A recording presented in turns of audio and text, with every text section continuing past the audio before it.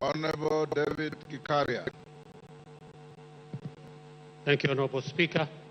Honorable Speaker, pursuant to power provisions of Standing Order number 44-2C, I rise to request for a statement from the Chairperson of Departmental Committee on Administration and Internal Security regarding the death of one Sadat Kilonzo in Nakuru Town constituency. Honorable Speaker, on the 17th June 2024, at around 5 a.m., Mr. Sadat was abducted by unknown persons at the entrance of Wakulima Market within Nakuru County Central Business District, CBD. Sadly, his body was discovered later that morning near Menengai High School, approximately 500 meters from where he was abducted. Honorable Speaker, his motorcycle was also found later that day at Ronda Police Station. It is unclear on how the body and the motorcycle ended up in different locations.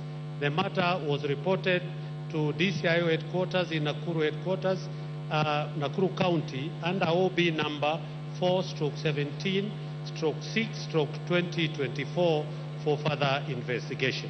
Honorable Speaker, while the government has made enough efforts to safeguard the lives of citizens and to ensure the security of residents in Nakuru Town East constituency, the recent adaptation and tragic loss of life highlights the need to address security issues of the area in order to effectively safeguard the lives of the residents.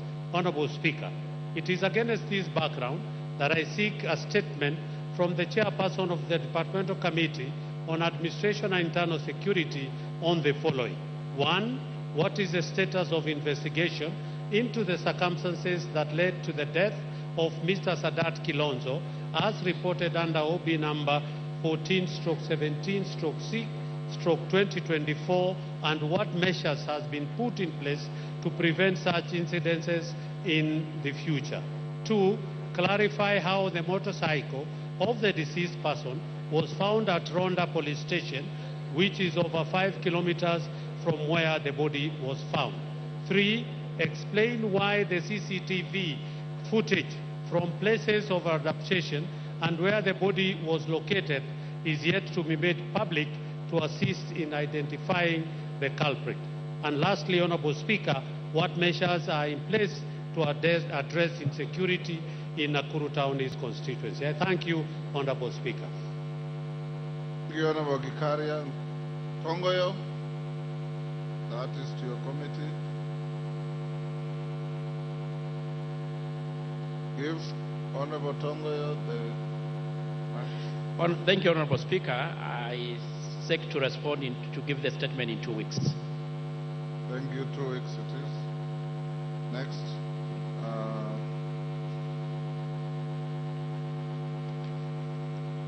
Honorable Bukose, are you ready with the statement? Is the Honorable questioner here? Member for,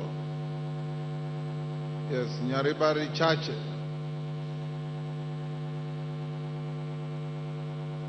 Maybe you stay to tomorrow? Thank you, Honorable Speaker. This was asked by Honorable Sahir, member for Nyaribari. Yes, I don't see him. And since he's not in the House, I request that I respond tomorrow when he's in. Tomorrow afternoon. But I'm ready with the response. He will explain why he's not here. Thank you. Okay. Next. Order number 8, the Kenya Roads Board Amendment Bill, National Assembly Bill number 18 of 2024, first reading. A bill for an act of Parliament to amend the Kenya Roads Board Act 1999. Order number 9, the Public Finance Management Amendment number 2 Bill, National Assembly Bill number 26 of 2024, first reading. A bill for an act of Parliament to amend the Public Finance Management and for connected purposes. Order number 10, the Finance Bill, National Assembly Bill number 30 of 2024, second reading. Members, we now go back to the Finance Bill. My record shows the member for Mavoko had concluded his contributions. So now Parashina Sakimba.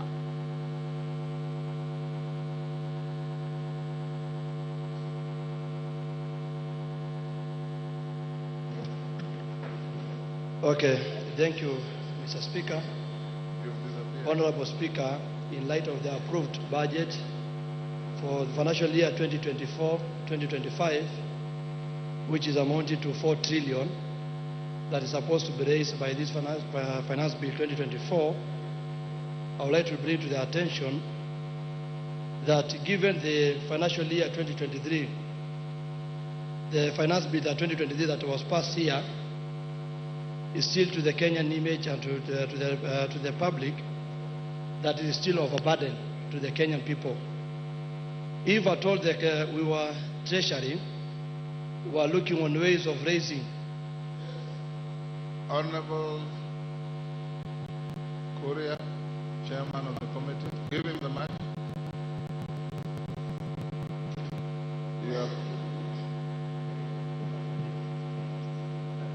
You're putting mics behind him.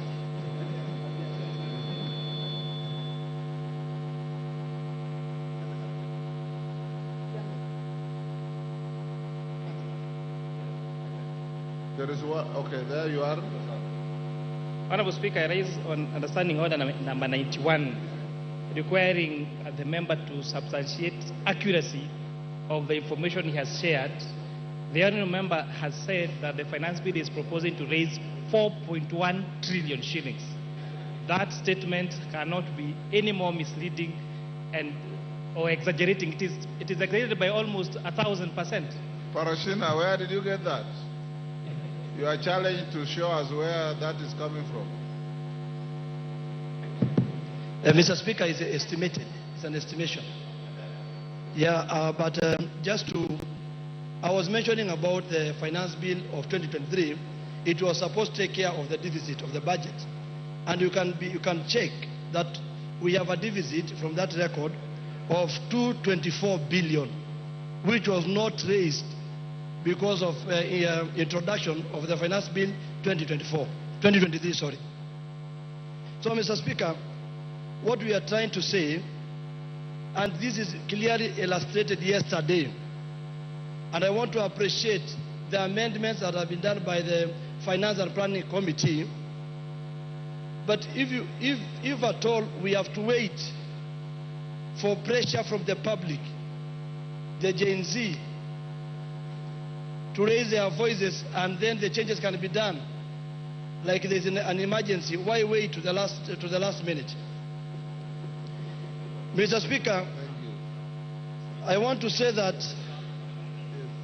in the stipulated De La Fay curve economic theory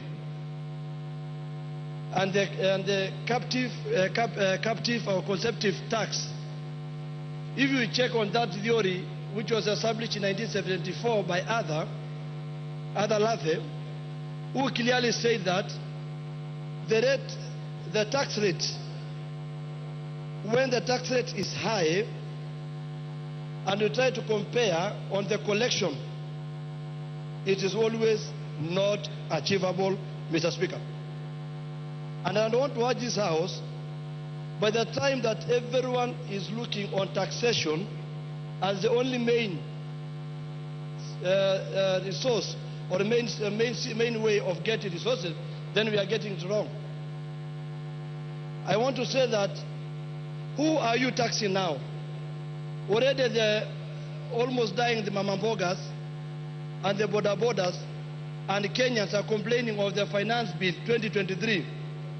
Once you are introducing this finance bill 2024, we are asking a simple question: who are you targeting? That money is not there, Mr. Speaker, and the collection is not easy. When you go and look at the issue of simple mathematics that our colleagues are trying to put on the table, that it's only taxes, I want to ask, where is the issues of mining? Why don't we think outside the box and think about mining? Why do we have a minister and a cabinet secretary in charge of mining? You go to countries like Angola, countries like South Africa, countries like Tanzania, money are also in the budget. Also, mining plays a bigger part in the raising of funds. And we cannot be captive of IMF. That the only thing that they want us to do is raising money through taxation. Taxing Kenyans every day, day and night. Mr. Speaker, I want to ask about the tallow oil in Turkana. If you check on the tallow oil of the Turkana, no one is talking about it. Why don't we go back and think about how today's revenue, not only on taxation? We cannot be a lazy country that does not think on other means. Mr. Speaker, if you go to the issue to do with eco levy, it is very interesting in clause 45 on the imported items, and they are talking about, because the issue is protect environment and pollution. Yes, the answer is yes, we protect. But this eco levy is only left now for the imported goods. I am sure majority trust this, that even you do a simple calculation of sanitary towels, I don't know if they want us to go to the napkins, or they want our gas to go and use the way the COVID time, when people the COVID time were buying lesos and kitambas as a means of having to protect COVID. Because if you go to the shops and chemists and everywhere, those sanitary towels, quality ones, are imported ones. That's my argument. Quality ones are imported ones. So when you check that one, Mr. Speaker, and again you come and see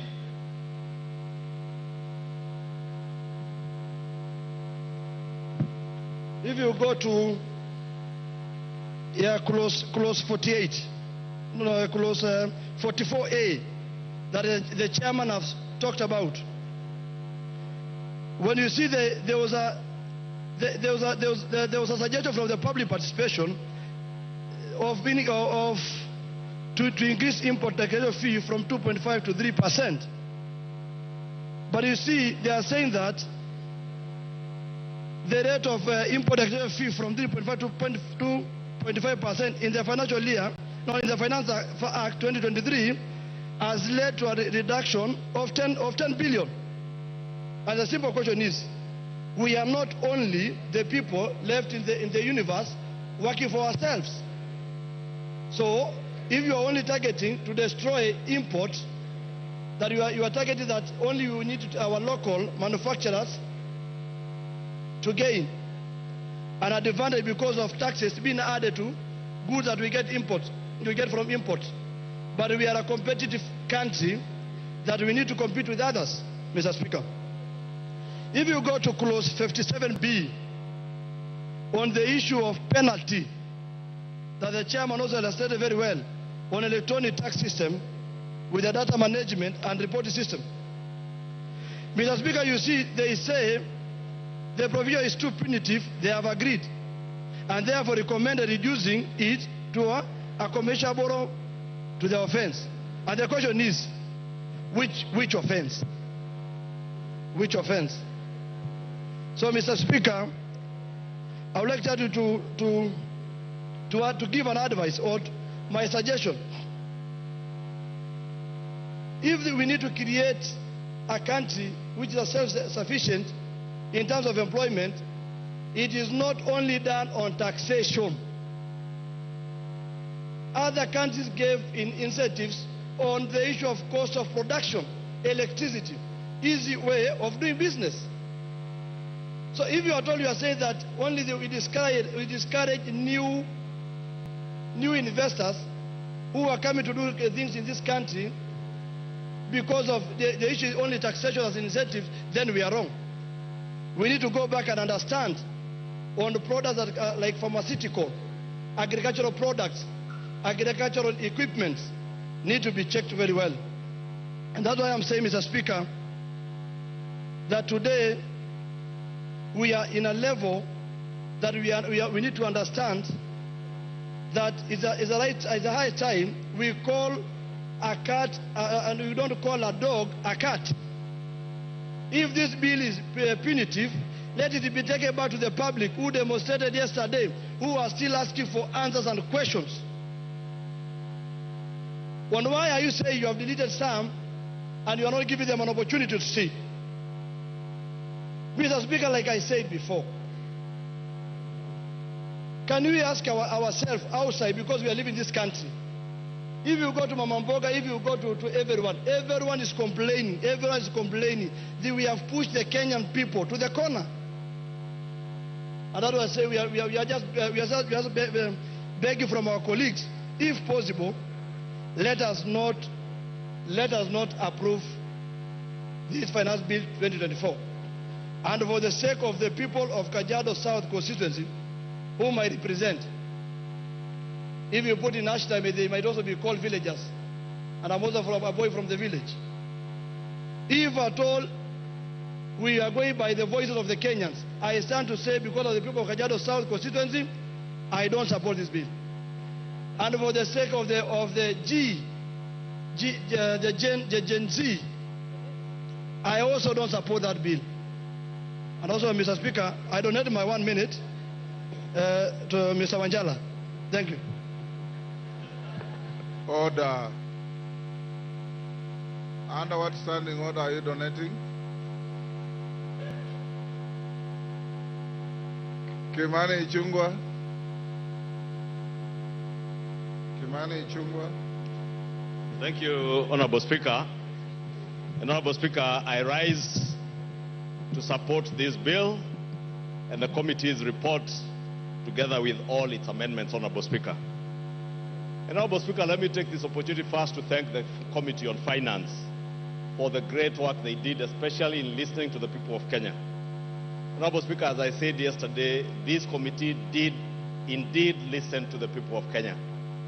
And if you go through the compendium of amendments that the committee has proposed, you will realize that they listened to Kenyans from the cost of bread, or rather the VAT that was proposed on bread, to the border sector, to the eco-levies on diapers, on sanitary towels, and all the other things, Honorable Speaker, that Kenyans said might be harmful to them or would be detrimental to their well-being in terms of the cost of living, Honorable Speaker.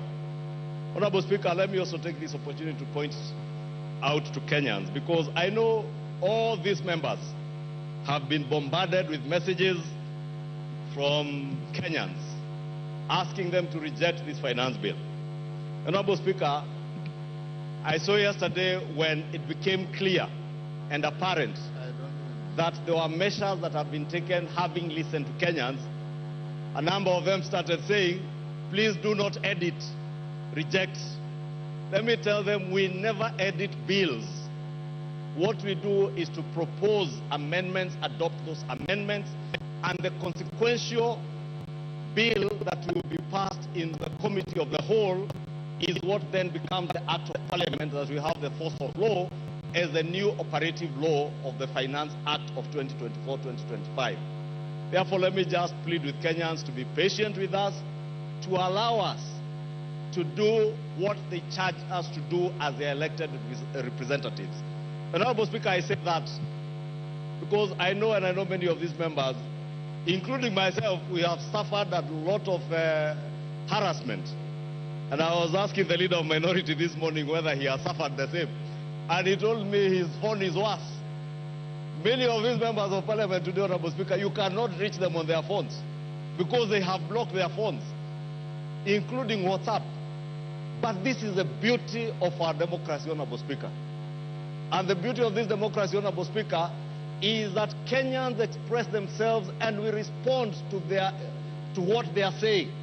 And in responding to what they have told us, that is why many of the amendments that you find in the committee's report that touch on the issues to do with bread, border, sanitary towels, Honorable Speaker, and I heard this morning somebody asking whether we have capacity to manufacture adequate sanitary towels and diapers in this country, Honorable Speaker.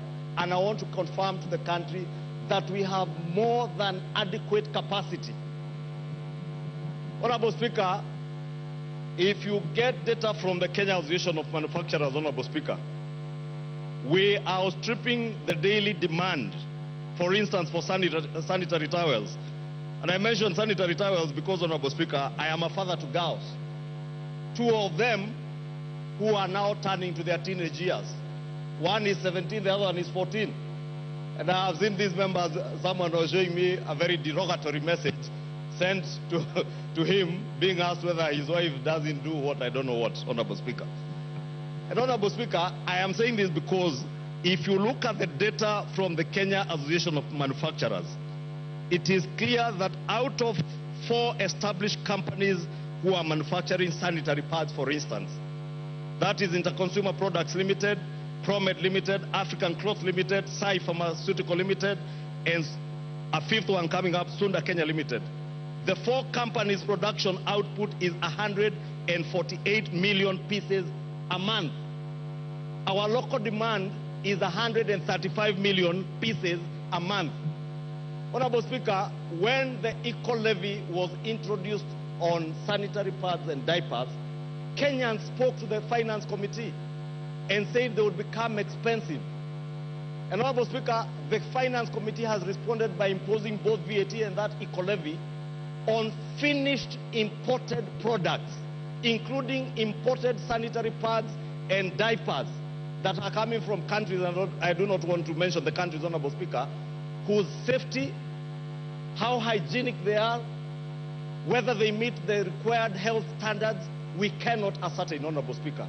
And it is important for us as parents to be responsible citizens and parents to protect our teenage girls, our mothers, our sisters, our wives, by ensuring that the sanitary pads that they use are safe, they are secure, they are hygienic. Honorable Speaker, it is only fair also to protect our growing manufacturing industry. I watched, Honorable Speaker, when the Kenya Association of Manufacturers presented their memoranda to the Committee on Finance. And they truly pleaded with the Committee on Finance to protect our local manufacturing industry, Honorable Speaker.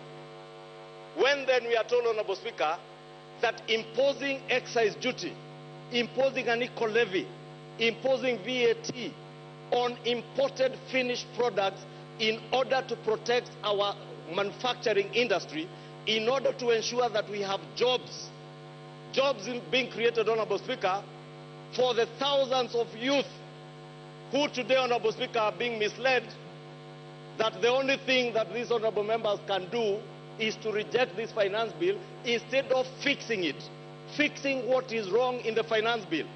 Honorable Speaker, this bill had 65 clauses at inception when it came to this House. I have listened to Kenyans, Honorable Speaker, yes, and engaged a number of them. Order, Honorable Majority Leader. Under what standing order? 83. Pardon? And Speaker, according to the oxygen principle, Under what standing order? according to the oxygen principle, Speaker, procedural technicalities does not override substantive justice. Order. You are here in the morning. I said, you understand a point of order. I'll allow you. Tell me which standing order is being infringed. Then I allow you. You said 83.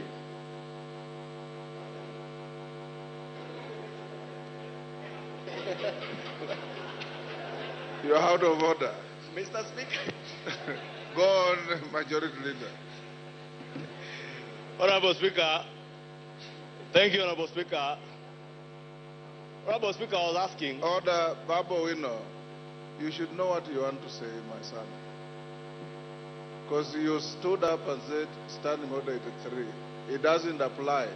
Then somebody whispers to you 91, you say 91. Go on, Majority Leader. Take your seat.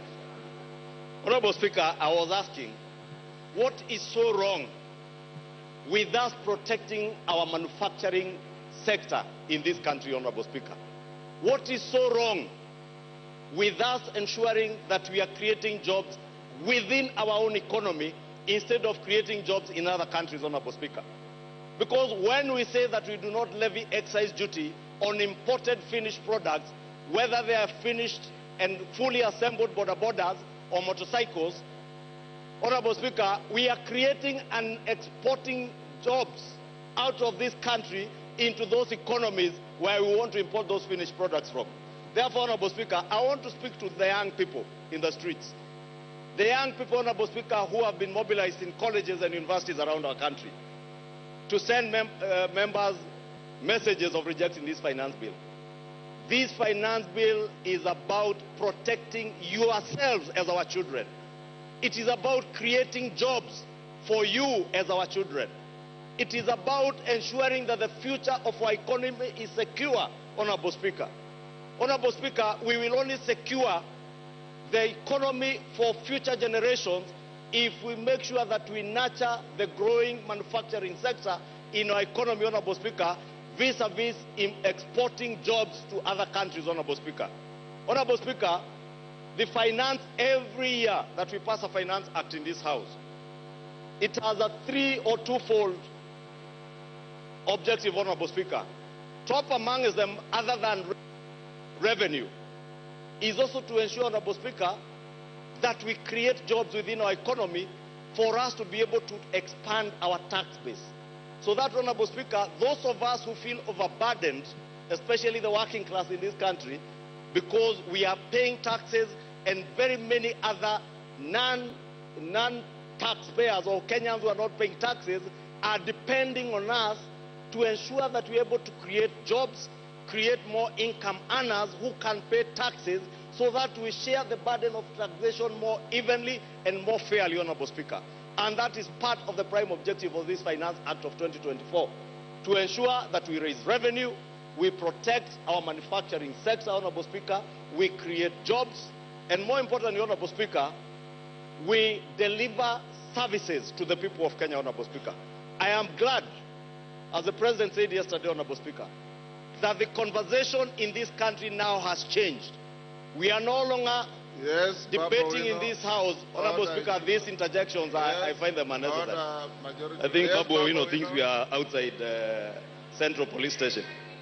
Thank you so much, Honorable Speaker. Honorable Speaker, we cannot sit here. What standing order are you on? 91. 91. Honorable Speaker, why is it that it's only my standing orders that you are confirming, Honorable Speaker? The rest you are giving. Baba, we know everybody has been subjected to the same treatment. What I want to say is very important and urgent, Honorable Speaker. Yes, what is out of order? Thank you, Honorable Speaker. Honorable Speaker, I've heard the submissions made by Honorable Ichungwa, and I want to say that at first I thought that they were important and detailed, but I've just realized that the important parts are not detailed and the detailed parts are not important. He's talking about manufacturing. Honorable Speaker, I want to educate Honorable What Ichungwa. is out of order? This is where I'm coming to. Pursuing a contrary argument. This is where I'm coming to, Honorable Speaker, on matters economics. Because Honorable Ichungwa is claiming that if we increase taxes for imports, that is what he's saying, that if we increase taxes for imports, imported goods, then we will give an opportunity for industries, local industries to grow, which literally is normally true. But in our situation as a country, Honorable Speaker, we are going to promote what we call foreign absorption, where money is going to leak from... Order, Honorable Baba. Order, take your seat. Order, Honorable Baba. When you take your seat. You are pursuing a very healthy argument. It's very far from a point of order. When you are given an opportunity, pursue that argument and convince your colleagues. When you stand on a point of order, ordinarily you start this way. Mr. Speaker, is it in order for the member on the floor to say this and this and this, when in fact the fact are this and this, or contrary to this standing order? You've shot up on my permission, and you're pursuing a very healthy argument on the bill that has no relationship with what the member of the floor was saying, because that is your argument, that's his argument. Thank you, Honorable Speaker, for that guidance and protection. Honorable Speaker, I was saying many of the amendments that have been proposed by the Finance Committee in a big way cure the numerous concerns that Kenyans had over this finance bill. And therefore, that's why I want to plead with this Honorable House, let us do what is right.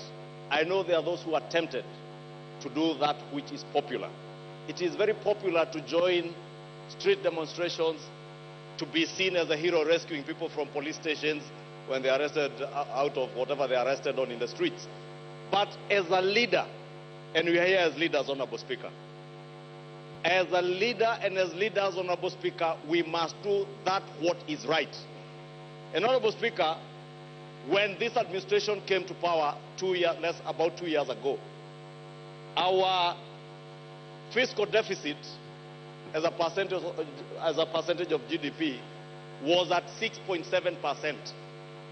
We were projected to borrow 1.1 trillion shillings, Honorable Speaker, in the first year of this administration.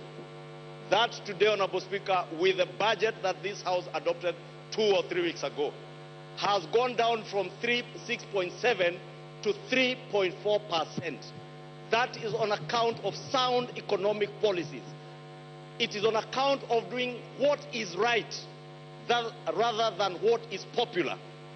Honorable Speaker, I know many of these members have been intimidated around the country, being told, utatupata 2027, or you get us in 2027. I want to give you the highest assurance. What the people of Kenya will judge you against is whether or not you are able to deliver on the promises and the pledges you made to them on delivery of services. It shall not be possible to deliver services, to build roads, to build schools without generating revenue for the country, Honorable Speaker.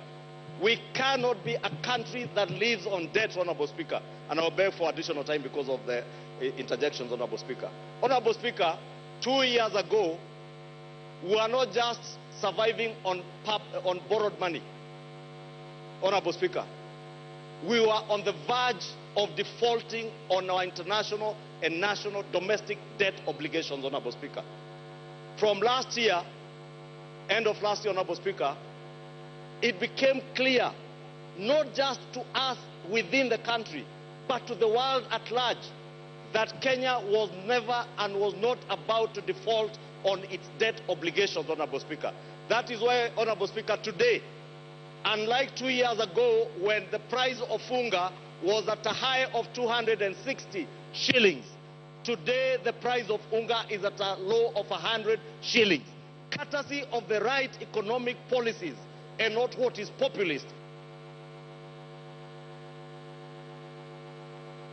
Give him 2 minutes to wind up. I have 15. Pardon? I have 15, they had time to 10. And the interjections. I'll give him an additional 3 minutes. Yes, Wamshomba, hold the time. Wamshomba, what's your point of order? And under what standing order?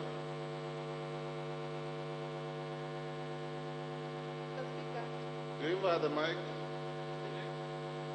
There's one next to you. Thank you, Mr. Speaker. I rise under standing order number 90 as a member who has pecuniary interests on matters sanitary towels as a user, because I'm a user. Do I qualify?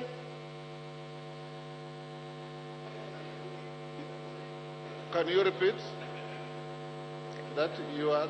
I am standing on the strength of standing order number 90. Yes. As a member who wishes to speak on this matter of sanitary towels as a user.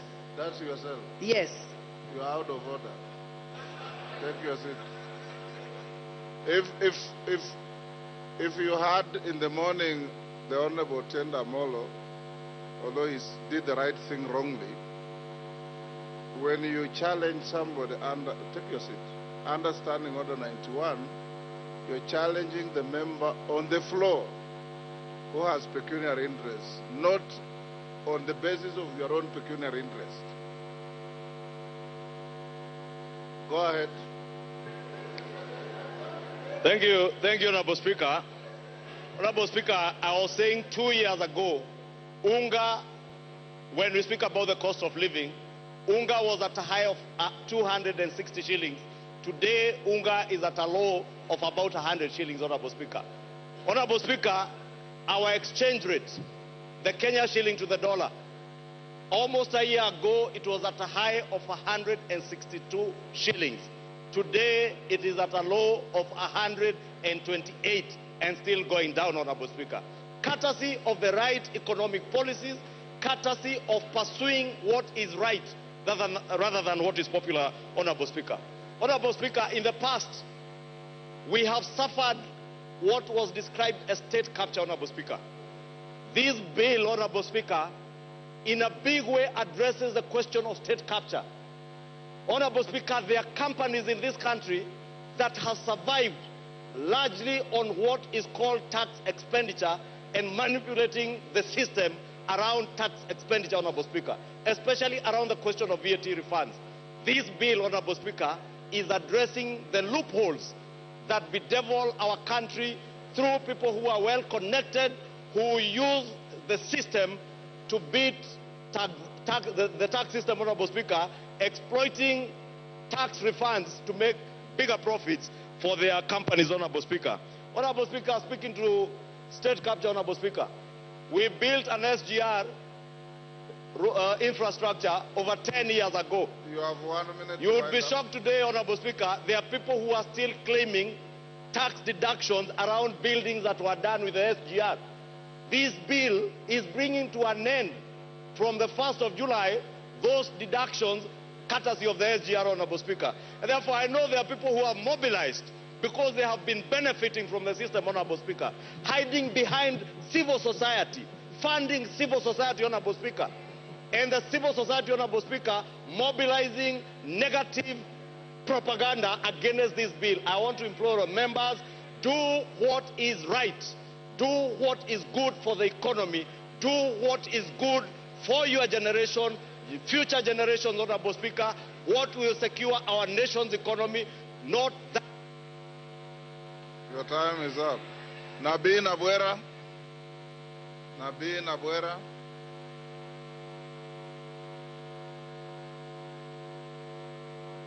Thank you, Mr. Speaker. I want to raise a number of issues. Yes, Mele Odhiambo, what is the problem? The women are also here. I can see them.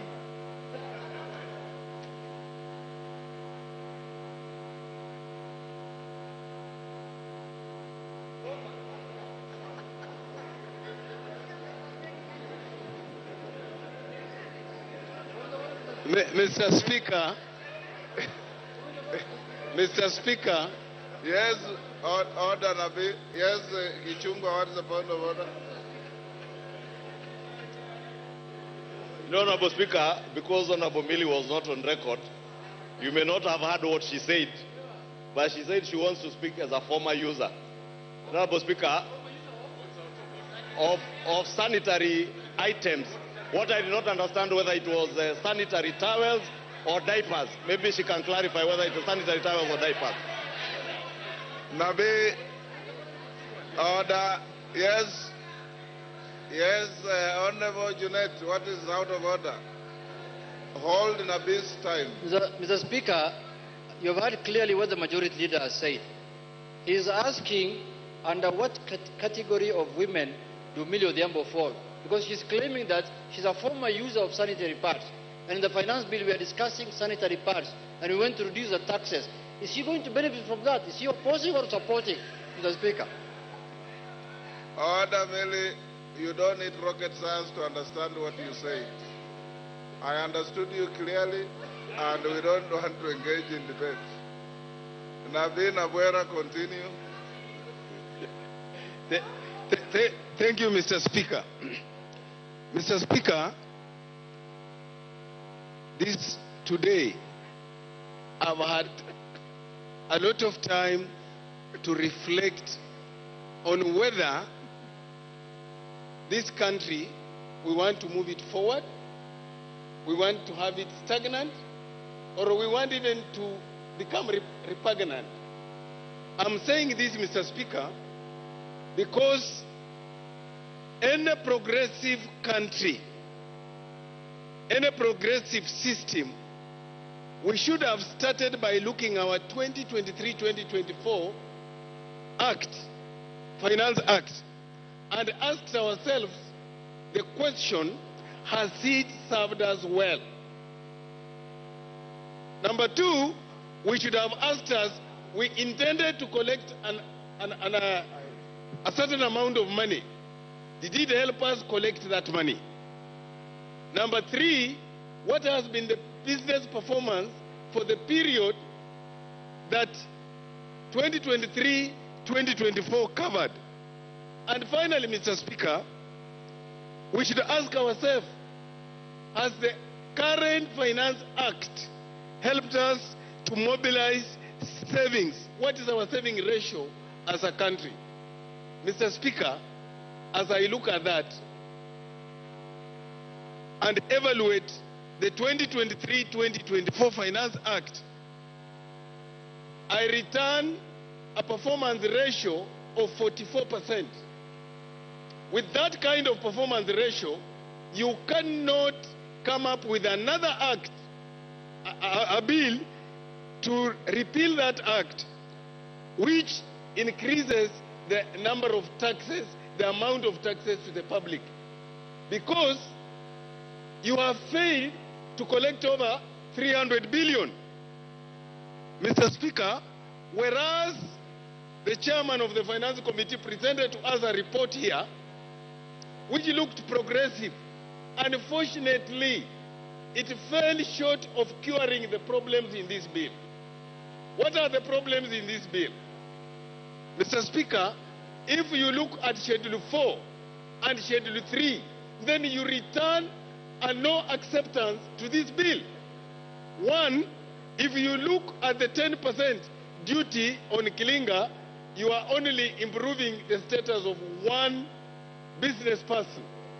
When you look at the duty on billet, you are improving the status of the same person. You cannot create a law that only ensures that one particular individual or one particular entity of business thrives at the expense of the others. Mr. Speaker, whereas one would want to forgive the drafters of this bill for imagining that if you removed tax or if you remove the sanitary towels that are locally manufactured, then you have cured the problem, is lying. I've talked to my own daughters in the house. They tell me the sanitary towels they use are all imported. So in other words, when you see the young girls going to the streets and asking us whether wasinyeshe, they mean it. Because you are making their life unbearable. Mr. Speaker, I want to pick on an issue here. And this issue is based on Schedule 4. If you look at all the taxes under Schedule 4, on telephone, on all those things there, they are meant to help improve businesses. Now, if we are levying taxes on them, and already the business community is underperforming, how do we intend to raise money? If this country cannot mobilize savings, then we rather shut up and close it. I'm asking the drafters of this bill, and the chairman, with due respect, if you wanted to help us as a country with all those changes you made, they were fundamental, then the bill loses its original form. Then you should have withdrawn the bill and given us another bill. Mr. Speaker, I oppose. Dorothy Ikiara. Dorothy Ikiara. Thank you, Mr. Speaker. Mr. Speaker, on the outset, I say I support this bill. And Mr. Speaker, I was seated here in the House and I participated actively in passing the budget and appropriation bill when it was presented before this House. Honorable Speaker, we did come up with a lot of issues because, Honorable Speaker, we promised Kenyans on very many pledges when we were being elected. And inside this House today, Honorable Speaker, each and every member did give pledges. And we know what that means, Honorable Speaker. We promised the electorates good roads. We promised them medicine in the hospital. We promised them proper education for their children. And, Honorable Speaker, this informs us of where we are today as a country. Honorable Speaker, since Kenya faces both a physical deficit and a budget deficit, the finance bill serves as a key legislative tool for the government. It combines revenue enhancing measures with expenditure rationalization as a strategy to manage and reduce these deficits. Honorable Speaker,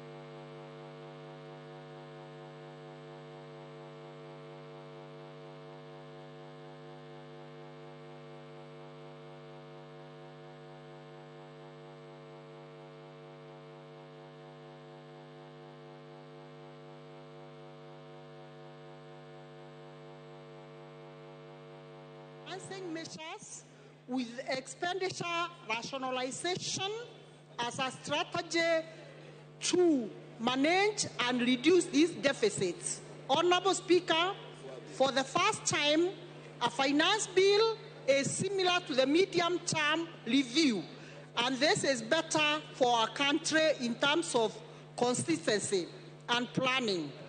This finance bill today that we are looking at, Honorable Speaker, is people-centered.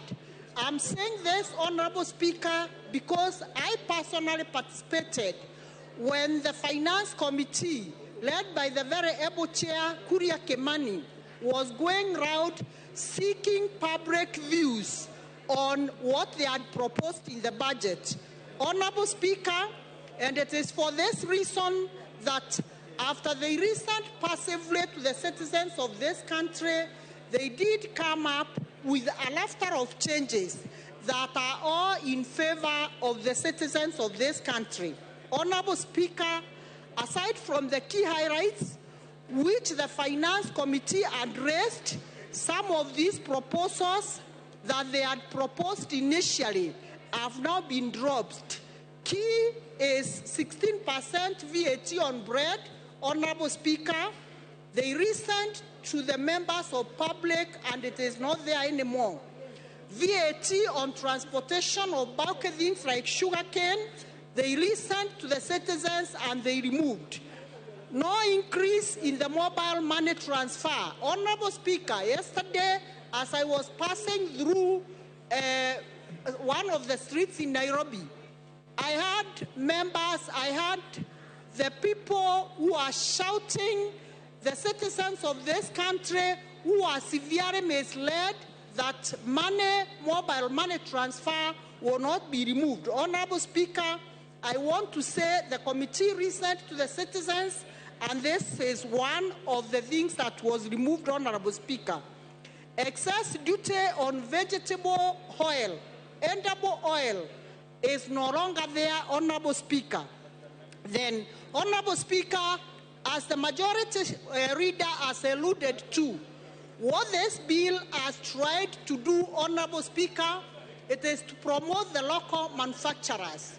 Honorable Speaker, it is very clear that moving forward, the local manufacturers, like the locally assembled bikes, they will be assembled duty-free as opposed to the imported ones.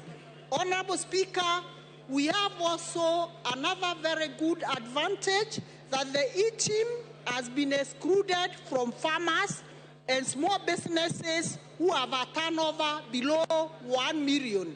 And Honorable Speaker, this is a clear manifestation that this government is a bottom-up government as we had promised the electorates. Honorable Speaker, I want also to unveil the key achievements, Honorable Speaker, in this bill, especially for the employed Kenyans, Honorable Speaker, where the allowable pension has been extended from being taxed from 20,000 to 30,000. This is an achievement for our workers and the salaried people, Honorable Speaker. Honorable Speaker, out of what this bill has addressed, and very importantly, Honorable Speaker, we are at a time when our country is struggling with cancer, Honorable Speaker, and this time the Finance Bill 2024 has reduced the cost of cancer drugs and exempted them from value-added tax, that is VAT. And this initiative, Honorable Speaker, is designed to alleviate financial pressure on patients and enhance access to medicine, cancer medicine, Honorable Speaker. And we are doing this when the country is struggling with increased cancer cases. I want to pinpoint a place like Meru County where cancer is on the rise, Honorable Speaker. And this bill, having removed cancer tablets, cancer medicine, and VAT-free, Honorable Speaker, this is a great achievement for cancer patients in this country. Honorable Speaker, we also want to underscore the achievement of employment of teachers. The education sector has been given a very huge budget, and out of this budget, Honorable Speaker, we are proud that all the teachers who are employed as interns, 46,000 of them will be turned to permanent and pensionable, Honorable Speaker, so that they can be able to bridge the gap in our education sector. Honorable Speaker, we know too well investment in human capital is the one single investment that every progressive country must make. Honorable Speaker, education is very key in ensuring that we become globally competitive amongst our equals, Honorable Speaker. And employment of the 46,000 teachers, coupled with the 56,000 teachers who are employed last year, Honorable Speaker, this makes the greatest achievement that this Kenya Kwanza government has achieved in ensuring that in a span of 2 years, we have employed 102,000 permanent and pensionable teachers. On top of that, Honorable Speaker, there is another cohort of the 20,000 who will equally be employed on temporary or internship, Honorable Speaker. And Honorable Speaker, this is an achievement that we must all laud and welcome, because our youth, whom we promised jobs during that time of campaign, they are getting jobs and being absorbed in various areas. Honorable Speaker, I want also to say this Financial Bill 2022 includes provision to support individuals with also chronic diseases. Honorable Speaker, by establishing the emergency kitty, the SHIP, chronic and critical illness fund under the new social health insurance, this fund will cover treatment. Honorable Speaker, it is evident that a majority of people who suffer from chronic diseases, they go through a very difficult moment. And this Bill 2024 has been able to cure this. Therefore, Honorable Speaker, I strongly support this Finance Bill 2024, and I support. Thank you, Honorable Speaker. Thank you, Dorothy. Millie Odhiambo. Thank you, Mr. Speaker, for giving me this opportunity. Mr. Speaker, I wish to start by saying that one of my favorite books is Good Girls Never Get the Corner Office. Mr. Speaker, this is in response to what you are telling me earlier in the morning when you are urging me to be a good example to the girls, the younger ones who are doing their first term. Mr. Speaker, if they are good girls, they'll never get corner office. Be as bad as Millie Odhiambo, you will be the mother of this house. I am a bad girl, and as a bad girl, I'm here serving my 4th term.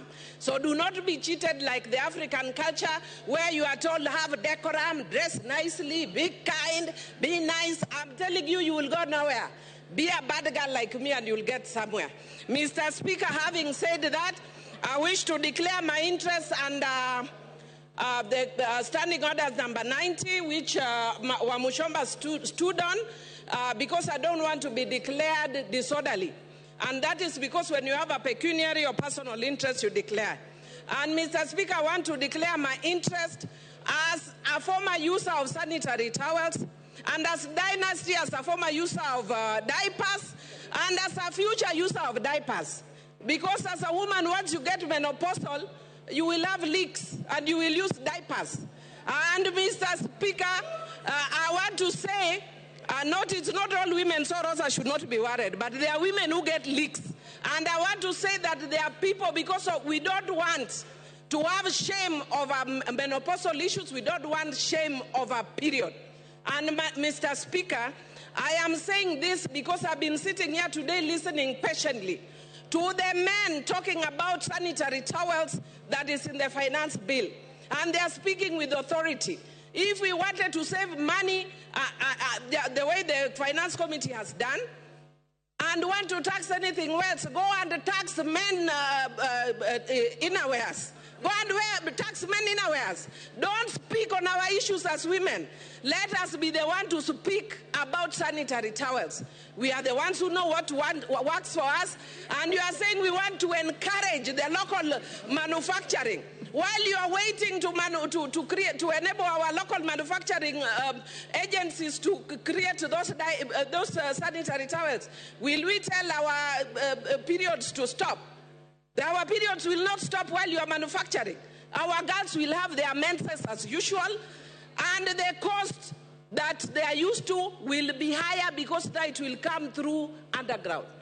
What I am saying is, Mr. Speaker, I do not support the finance bill. And I'll give you the reasons why I don't support it. One, I don't support it because it's devoid of a strong policy underpinning. Number two, I don't support it because it's not premised on a better model, but on a beta model. The KK government told us that their things are premised on BETA, but increasingly we are seeing it premised on BITTER, beta model. That's why I'll not support it. And Mr. Speaker, the other reason I will not support it, it's because it encourages opulence. Look at how much money I have. Look at the price of my watch. It's a 5 million watch, and I'll explain why, Mr. Speaker. So do not be in a hurry to ask me to explain. I'm going to explain. Mr. Speaker, number one, the one I've talked about, the tax system that is devoid of a strong policy underpinning or premised on a flawed policy underpinning. I will give you the example of the eco-levy that seeks to strike a balance between the economy and ecology but fails miserably to do that.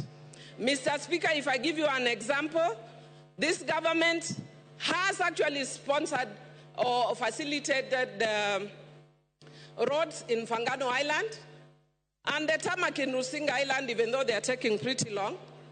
And I want to tell you, Mr. Speaker, that if you are to use this model, the taxing model that they are saying, then it means that a contractor who is doing those roads and earning billions on those roads Mr. Speaker, when they destroy the environment, the fishermen from Rembaringiti, Rusiga, Mfangano, and Sukuru Island, who will be making at most 1,000, will be asked to repair that person's damage through tax, forgetting the PPP principle. The person who destroys is the one who should pay that damage, not me. The fisherman of Omenda making 1,000, you're expecting me to pay the tax of a person who is earning billions doing that road. I do not support this tax. Mr. Speaker, I can give you another example. Mr. Speaker, the second example I'm going to give is on the issue of the smartphones again. And I want to thank Honorable Rachel Nyamai, who actually said that one of the ladies that she's sponsoring her education, when she talked to her, the lady told her, I'm here doing TikTok. And we do not actually seem to understand how that relates to this tax. Now I'll tell how it relates to this tax.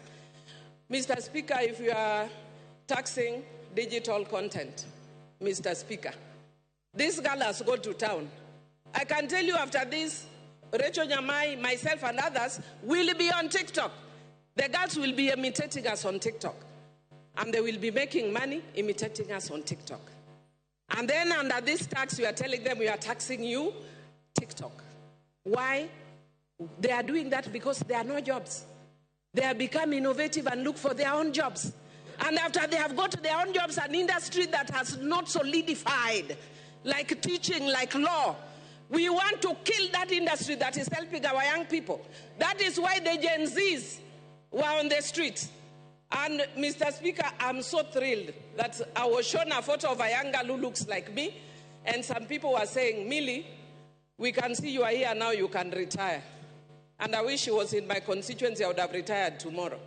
And Mr. Speaker, yesterday, my own niece, who I am the one who was raised since she was in primary school, she's lived in my house. I was with her. And I tried all the means to try and divert her attention from what was going. How she managed to sneak in, and this morning she's telling me, and Mr. Speaker, before I got to what she was telling me, I told her, can I give you a lift to town? She told me, no, auntie, I cannot be associated with members of parliament. Your generation, you have messed this country. We have to fix it. Gen Z. If we do not take Tuesday, Super Tuesday, as a wake-up call as a country, I don't know what else will take up as a wake-up call as a country. And I want to tell the president, who I served with in the same committee in parliament, who was my classmate in the university, fire those guys that you have hired who are giving you economic advice. They are not helping you at all. How do you even imagine bringing something like taxing bread, even if it is as a joke? That is a joke carried too far. That is a joke carried too far. You can crack those jokes elsewhere. You can find a situation where the young people have banned the country based on your joke. Try those jokes elsewhere. Because Kenyans are suffering. Kenyans are tired of being taxed. And if we cannot listen to the Kenyans who are tired of being taxed, we have no business being in this house. We must listen to the Kenyans.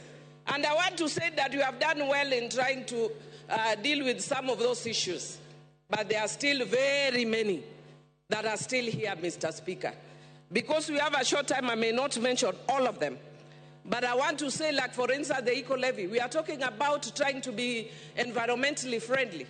Yet the things that we are taxing, we are not doing exactly that, Mr. Speaker. And we are taking away jobs of young people by the tax. Look at the increase in fuel. We are taking with the right hand. We are saying we are removing the tax with the right hand and adding with the left hand. Mr. Speaker, I had a lot to say about this, but I can see my time is almost up. And what I can see on my side, they want to add me. But I want to say that because of time I may not speak, but I just want to urge the president, fire the guys who are around you, listen to Kenyans. I was speaking to some of my colleagues here. Thank goodness I've been here for a long time. I was speaking, Mr. Speaker, if you could humor me by just giving me 1 minute, and I'll conclude. Conclude. Thank you. I appreciate. Mr. Speaker, I was speaking to some of my colleagues here, and I will not mention their names. About 3 weeks ago, they know because I talked to them yesterday, and I was telling them, your ground is getting terrible. And they told Time up. Pukose Robert. Your time is up, Millie. Take your seat. Order, Angela. Mr. Speaker, I'm standing under Standing Order 97-3, as read together with 1. Honorable Bowen had requested that, this is a very important bill that the Kenyans are watching, and they want to hear what their members of parliament are saying about this and whether they have listened to their issues that they have raised about this bill. So will I be in order to ask that we reduce the time to 5 minutes, no, even up to tomorrow, to 5 minutes, so that each member, we are 349 members. If each of us was to take 10 minutes, it would take us up to 2 weeks from now. Yeah? 3 months. Surely, we should be fair so that everybody can make a contribution to it. I have not contributed, and I've been here since morning. Yeah? Yes. So I start with me to have 5 minutes. Order, honorable members. Earlier on in the morning, member for Marakwet, is it East? Bowen Kangoko raised the same issue. Now it's popping out again. Are we comfortable with 10 minutes or we reduce to 5 minutes?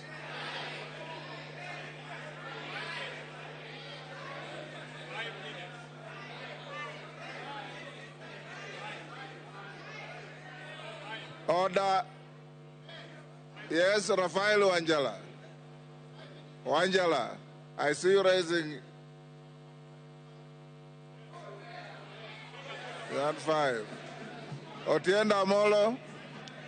Order. Otienda Amolo. Support 5.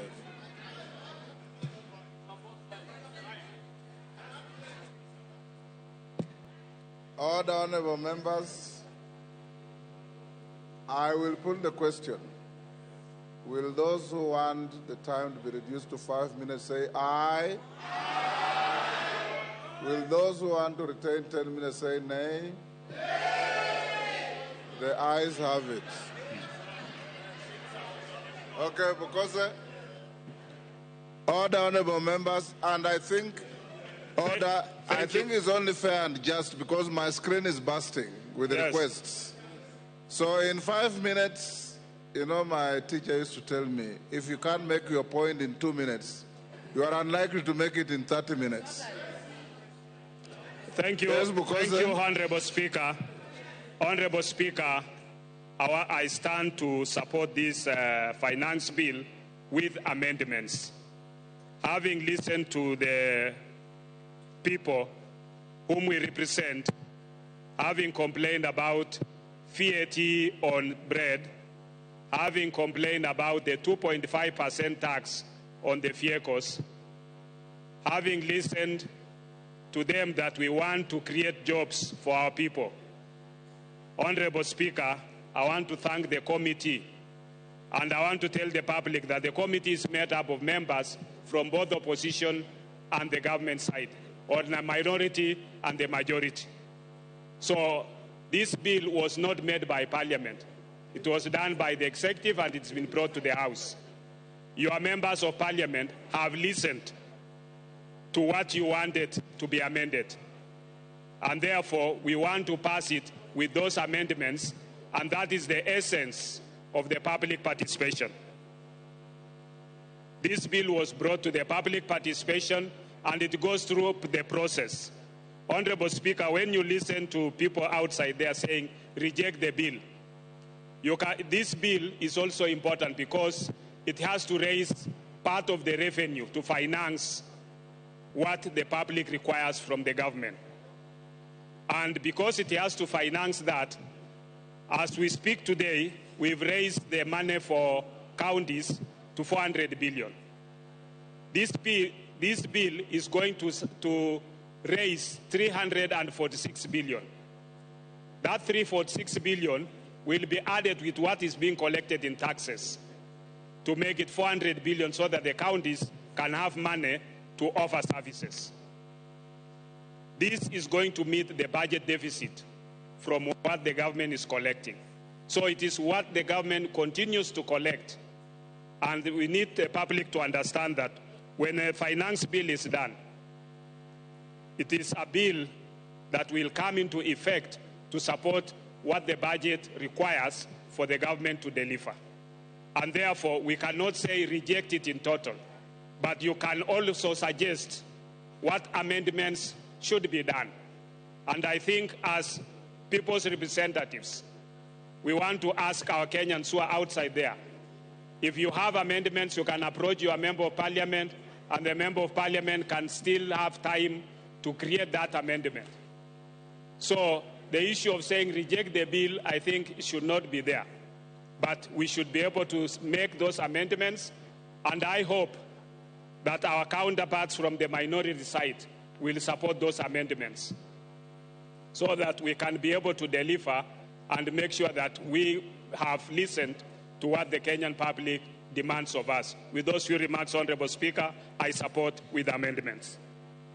Honorable members, before I go to the next speaker, allow me to go back to order number 5 and allow the Chair, Jailak, to table a very important paper in furtherance of one of the NADCO bills. Murugara, get a working mic. Give him a working mic.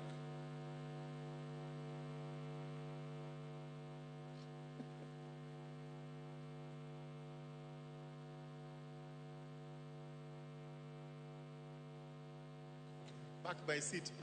Yes, thank you. Thank you very much. My young son here must be advised that he should not make use of his father's seat.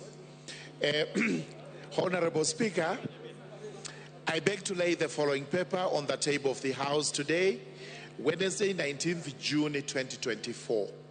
Report of the Departmental Committee on Justice and Legal Affairs on its consideration of the Senate amendments to the Independent Electoral and Boundaries Commission Amendment Bill, National Assembly Bill number 10 of 2024.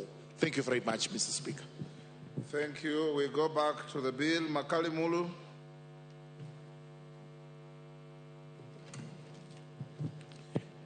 Thank you very much, Honorable Speaker. Honorable Speaker, I want to confirm that I've taken time to read through the bill itself and the report, which is 389 pages. Honorable Speaker, the idea of using 5 minutes is good, but I think it also discourages some of us who take time to read some of these reports.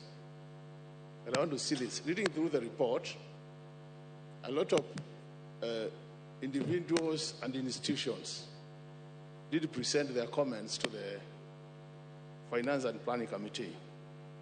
And I want to appreciate them because based on the experience of last year, where the same number gave their comments and they were never taken on board, this time I thought they would not be able to appear. So we must appreciate. I also want to thank the committee for creating time to listen to them, and they made some efforts to factor in their comments, Honorable Speaker. But I was asking myself, Honorable Speaker, looking at the original bill, you wonder what was the thinking behind some of the proposals. And that's why I want to thank the committee because they have been able to undo some of them. But because I don't have a lot of time, I'll focus on what the report is saying and what I think from where I stand, that things have been made worse instead of being made better. Honorable Speaker, let me start with the proposal to increase the import declaration fee.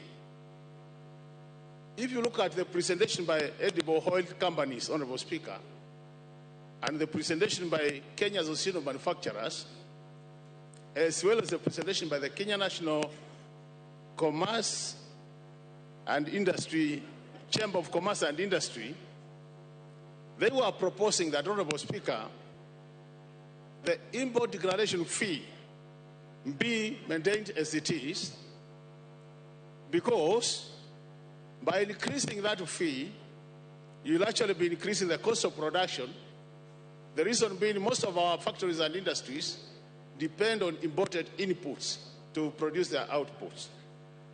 So as a result of that, the solution was that you either maintain the fee as it is so that you don't increase the cost of production. What does the committee propose? The committee has proposed to increase that fee from 2.5 to 3.5%. Meaning automatically, Honorable Speaker, by doing that, you increase the cost of imports which are coming to this country as inputs, and as a result of that, you increase the cost of production. When you increase the cost of production, automatically, Honorable Speaker, that cost will be transferred to the consumer. That will make our goods uncompetitive in terms of price. And that's why you see, Honorable Speaker, in this country, despite us talking about import protection, people are buying things which have been brought from other countries and buying at a cheaper price than we are producing them. So these, to me, are the critical issues. The second item, Honorable Speaker, is the Rural Development Levy.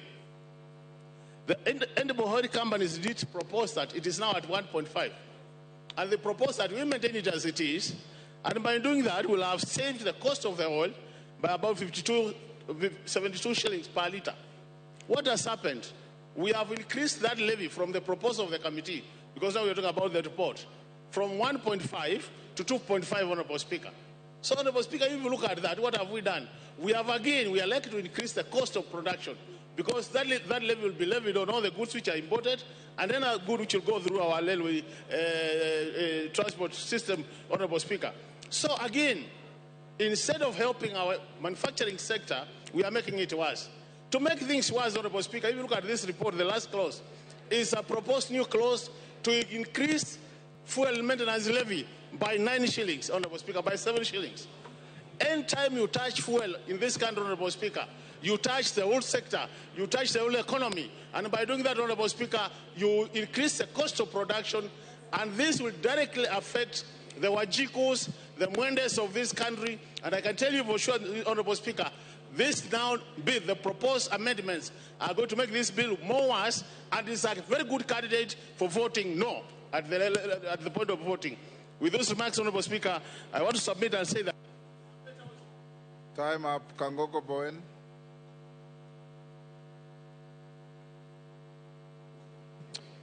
Thank you, Mr. Speaker.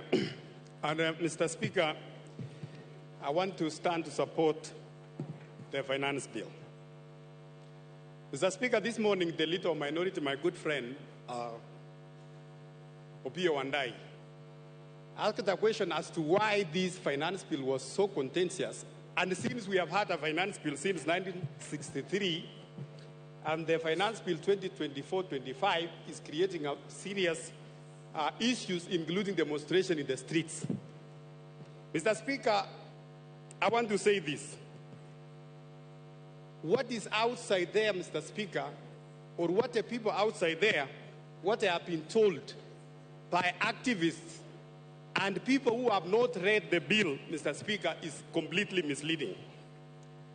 Mr. Speaker, I know there has been some contentious clauses in this bill, but Mr. Speaker, as moved by the chair of finance this morning, Honorable Speaker, you will find that the bill which was proposed by Treasury, the committee looked at the bill and they proposed several amendments which are actually people-friendly, Mr. Speaker.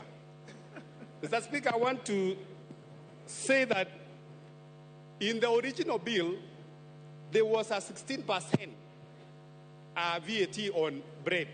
And Mr. Speaker, the bill in the House, or the report in the House now, has by the committee that VAT has been dropped. Mr. Speaker, the proposal to have 2.5% motor vehicle tax, that clause now has been dropped. Mr. Speaker, the exercise duty, which was proposed in the original bill, especially on vegetable products, Mr. Speaker, that one has been dropped. The Honorable Speaker, the eco-levy, which is, we have had many of our colleagues here discussing. This one, Mr. Speaker, as many of my colleagues who spoke before me, it can only attract on imported finished products. And Mr. Speaker, we want to move from a trading country to a manufacturing economy. We cannot be a country which is importing almost everything, including even a tissue paper. So the reason why this one is there, and we are saying it can only apply to imported finished products. But on locally manufactured products, Mr. Speaker, the tissue papers, the sanitary towels, and anything else locally manufactured, it's not going to attract the eco-levy. Mr. Speaker, some months back, we saw many of our farmers across the country. We saw in Murang'a, we saw in central Kenya, and across the country, that they were required to file their sales using the e-teams. Those e-teams, those avocado farmers who are told to give a KRA e-teams, Mr. Speaker, under this finance bill, the e-teams has been dropped. And any other small business which is 1 million and below, Honorable Speaker, is not going to attract the e-teams. Mr. Speaker, the other day, the Cabinet Secretary of Treasury, Mr. Speaker, read the budget, the national budget, 2024-2025, before this House. That budget proposed, including the increment of counties, the monies to the counties to a tune of almost 400 billion. There is an increase in CDF. There is an increase of about 50 million per constituency in electricity. And Mr. Speaker, we can only achieve that if we can pass the finance bill. Mr. Speaker, on the taxation, which we all support, the finance bill proposes to increase taxation on cigarettes and tobacco products, on alcohol, and also on betting, gaming, and gambling, Mr. Speaker. Mr. Speaker, we have many of our youth who have got lost because of these issues of betting and gambling. The proposal to increase tax, Mr. Speaker, is to make sure that in that space we control our young people and also we direct them to a very good cause in this country. So, Mr. Speaker, I want to say also on the issue of alcohol. We have seen many of our young people, they have got lost and drunk with the cheap alcohol. With the increase in tax, it's going to address the... Time up. Otienda Molo.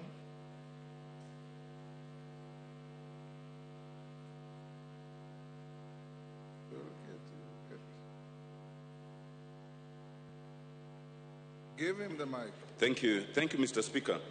Mr. Speaker, on the outset, I oppose this bill. And even having listened to the chairman on the raft of proposed amendments, to that I say too little, too late.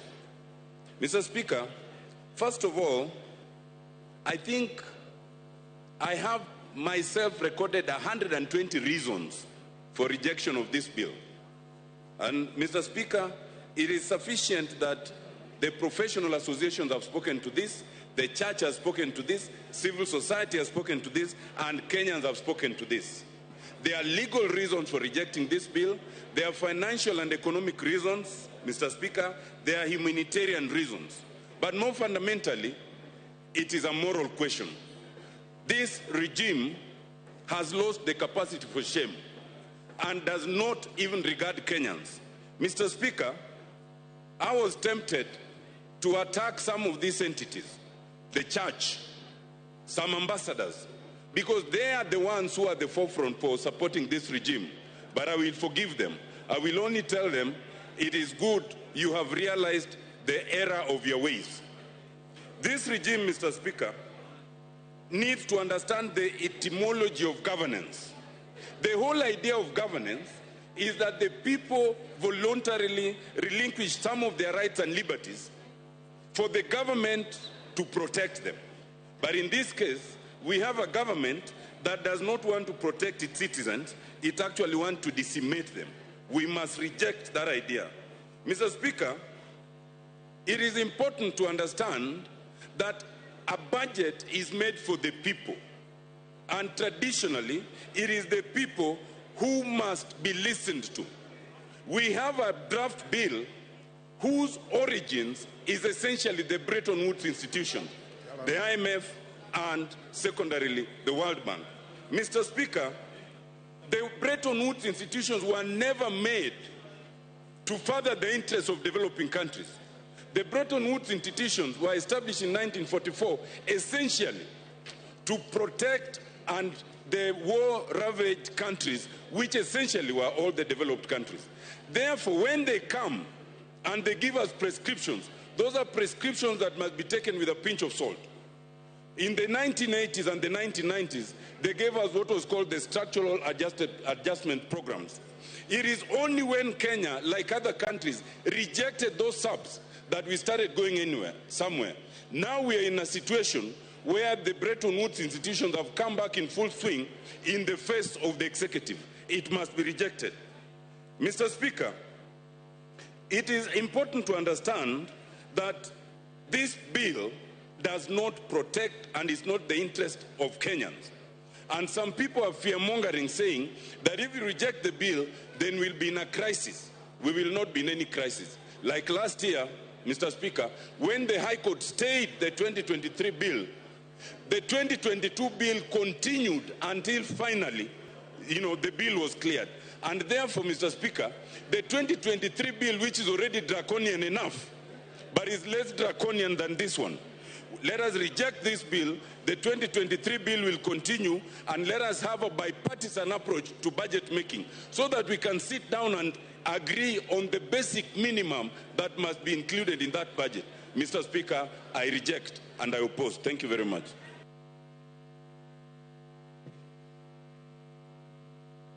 Paul Melly. Julius, sorry, not Paul. Julius Melly, Chair Education. Give him the mic.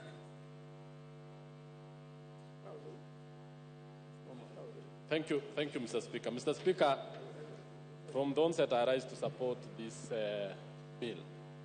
Mr. Speaker, this bill is quite progressive, and I want to ask members who have opted not to read the report, and I think as part of the parliamentary procedures, Mr. Speaker, you gave your guidance that every other bill that is tabled in the House procedurally goes to the committee, and the committee did its work very diligently, led by Honorable Kimani Kuria. They went down and met the public. They met the stakeholders. They met all the Kenyans who actually gave their suggestions to this particular bill. Honorable Speaker, as we debate this particular bill, we need to know that as the bill stands now, Honorable Kuria and members of the budget of planning committee, that is a committee, have made a raft of proposals on amendments that are very progressive, very important, and in fact, certain issues that are being discussed by members in this floor are not part of what the committee recommended. The committee recommended a number of things. That one, taxation of certain nature. For example, let me just give an example of the deletion of certain clauses. Clause 124 on motor vehicle tax. Previously, the bill, when it was tabled in the House, Mr. Speaker, had made proposals on motor vehicle taxes, the bread tax, and many others. But the committee, in its wisdom, and having had the Kenyans, and having had the stakeholders, actually deleted most of those clauses. That the members opted to address the public and Kenyans as if the committee has not made its report in the House is not good, Mr. Speaker. Mr. Speaker, let me just go down and enumerate why I support this bill. that clause 23 is actually on the issue of athletes. There was a proposal to tax the income by the athletes. The committee went ahead and deleted that and asked that athletes be incentivized and be allowed, and their monies they earned actually will give an income to this country.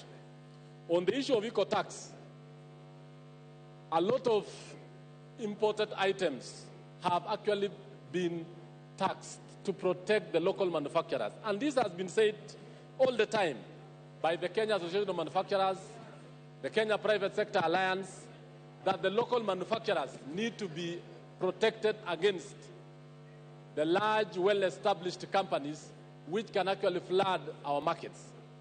And in so doing, we are not exporting the jobs. When we buy from foreign countries, and Mr. Speaker, I would just want members to know this, we are actually exporting jobs to those nations. We are actually exporting money. And that is why, from last year's finance bill, we have been able to stabilize the issue of foreign exchange. We have also been able to bring the inflation down. Mr. Speaker, when you look at clauses 34A, 1 and B, the committee proposed to actually delete even taxes on aircraft spare parts and many other things. This is actually the reason why Kenya is a hub in this region, where most of the countries in the region always do their maintenance and servicing of their aircrafts in this country. Clause 45 up to 48 introduces the eco-levy, and this one is actually to make sure that imported material from other countries are actually taxed, and this is actually to safeguard our climates and also to ensure that the way we dispose issues like phones and even tires. And in this same clause, Mr. Speaker, we have the issue that the motorcycles, the wheelchairs, tires, and everything else are exempt because these are Kenyans of low level who are going to use this. So as we speak, Mr. Speaker, this bill is very important. It is serving this country very well, and therefore I support. Thank you, Mr. Speaker. Thank you, Melly. Who did I want? John Badi. We have reduced time to 5 minutes. All of you will have an opportunity. Thank you, Mr. Speaker. Mr. Speaker, I want to start by saying that since President Ruto took over power, I've never been to State House. I don't intend to. I have never had a one-on-one meeting with him. So the only forum I can use is this one, to tell him what I think he needs to do. The President, I want to tell you, the people you have hired, economic advisors you have hired at State House, and the people you have put at the Treasury are not advisors, but they are economic saboteurs. Please look for economic advisors to help you govern this country for the remaining period of 3 years. I say so because, Mr. Speaker, this idea and perception that is coming across, and I hear it a lot even with my colleagues across the aisle, that for you to grow this economy, for you to narrow the budget deficit, you need to tax Kenyans more. That is, nothing can be further from the truth. Mr. President, ask your team to compare and give you the data. When we passed the finance bill of 2023, what effect has it have on revenue collection? If you compare revenue collection up to 12 months leading to March 2024, the growth in revenue is 13.8%. Compare that to the same period ending March 2023, revenue growth was 14.5%, far much higher than revenue growth for this year, even in a year of election. The reason is simple. You are discouraging tax collection by imposing excessive high taxes which are discouraging business in this country. I heard the leader of majority tell us not to be populist, not to play populism. I want to remind Honorable Kimani Ichung'wah, that which you call populism, that which you call playing to the gallery, is what has made Kenya Kwanza government, which was just thumping, to climb down and accept what Kenyans had started saying early, and they were not listening. Therefore, we will continue playing populism if that is what is going to make Kenya Kwanza listen to us. Mr. Speaker, this government is giving you with the right hand and taking with another, the left hand. Why do I say so? We are being lied to as a country that now VAT on bread is going to be reduced, which anyway was not there in the first place. You are the ones who came up with this crazy idea. This crazy idea was not in our books. It is this government which came up with a crazy idea, and now they are telling us we should celebrate when we have caught them. It is like someone trying to steal your cow at night. And when you hear the footsteps of the cow and you come out and you shout and make noise, then he comes back with the cow and he tells you you should celebrate because I've not stolen it. We have caught you. The people of Kenya has caught Kenya Kwanza when they wanted to introduce tax that don't exist anywhere in the world, like motor vehicle tax. This government will go down as a motor vehicle tax government. Mr. Speaker, look at what the committee is trying to do. This Committee of Finance. After Kenyans have made noise and you are reducing these taxes, then you come up with a clause at the end, the last paragraph of your report. You are going to introduce a new clause to this bill, which was not there, called road maintenance levy. And you are telling us clearly that you have not been able to collect enough levy in this year than previous year because the prices of fuel was high, and you are proposing to increase it here by 7 shillings, but I'm told, I have information, that you are going to move it to 9 shillings when we come to the Committee of the Whole House. We must reject these attempts to increase the price of petroleum product, because that will increase even the price of electricity and therefore will increase the cost of production. Order, Mbadi. Yes, Chairman. What's your point of order and under what standing order?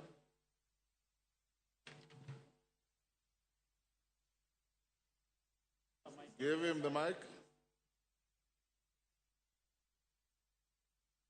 Honorable Speaker, I raise under standing order number 91. Is it in order for my very learned colleague and senior in the profession to mislead He's not this learned, he's educated. Okay. My senior accountant. You should defend the profession. Is it in order, Honorable Speaker, for CPA Bandi, an experienced accountant and a very experienced lawmaker, to say and to inform this House that the report on the Finance and National Planning is amending the road maintenance levy to increase fuel prices? He should know better that an increase in the fuel prices is contained under regulations on the Kenya Roads Board Act. And therefore, introduction of increase of fuel cannot be done on a finance bill. It is just a matter of simple logic that such an experienced legislator should know, Honorable Speaker. Yes, Badi. Finish up. Badi, finish up. Give Mandi the mic. The mic. Mr. Speaker, I'm shocked that the chair of Finance and Planning Committee does not even understand this report. Let us go to page 3, is it 397 or 377? There is the last paragraph, Mr. Speaker, and I want to read it if you allow me. New clause 66. New clause 66, road maintenance levy. The committee notes that the road maintenance levy is charged on all petroleum. Don't want to read all that. It says, additionally, the committee to help raise sufficient funds to maintain and repair roads across the country, the committee recommends an increase of the levy pursuant to Section 3 of the Road Maintenance Levy Fund Act from 18 shillings to 25 shillings per litre on all petroleum products. Mr. Speaker, new clause means what? You are going to put a new clause. Order. You know, Mr. Speaker, Yes, Kimani. I came to Parliament. Order. Nothing personal, Mbandi. Honorable You are a Speaker. senior. Honorable Speaker, this matter was first raised by the Cabinet Secretary for National Treasury. Wait, no, for Cabinet Secretary for Order. Transport. He has been challenged. Let him respond. Hold on. The committee extensively deliberated on this matter. And it's a matter of fact of law that you cannot bring an amendment to increase fuel through the Kenya Roads Management Act. And therefore, Honorable Speaker, so when the committee will be proposing amendments during the committee of the whole House, we have already submitted our report that this cannot be done on this finance bill, and that is a fact. So, in as much as you know, Honorable Speaker, our friends here, on one hand, they are saying they want to discuss the finance bill, the proposals as they are. On the other hand, they are saying they want to discuss the report. I think they should also declare whether they want to discuss the finance bill with the report as it is. Order. Next, Murumba Chikati. Order. You have an opportunity to amend this bill at committee of the whole. So hold your horses and Murumba Chikati. Badi's time is over. Your time is over. Murumba Chikati. Sendos. Yes. Thank you, Mr. Speaker. Mr. Speaker, while supporting this bill, let me also try and look at the needs that are facing our country across the sectors. Mr. Speaker, one of the biggest challenges and why I support this bill. Yes, order, Chikati. What is out of order, women rep for Migori? Mr. Speaker, you Under what standing order? You will get it. I'm a first time. I don't know the standing order well, but you need to know that there are women in the House. Mr. Speaker, kindly balance. If you can't see us, we can walk around. You'll be seeing that there are some female figures in the House. Are you alleging that Millie Odhiambo is not a woman?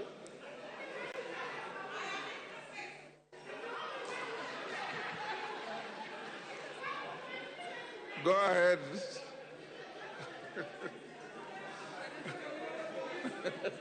Yeah? Chief?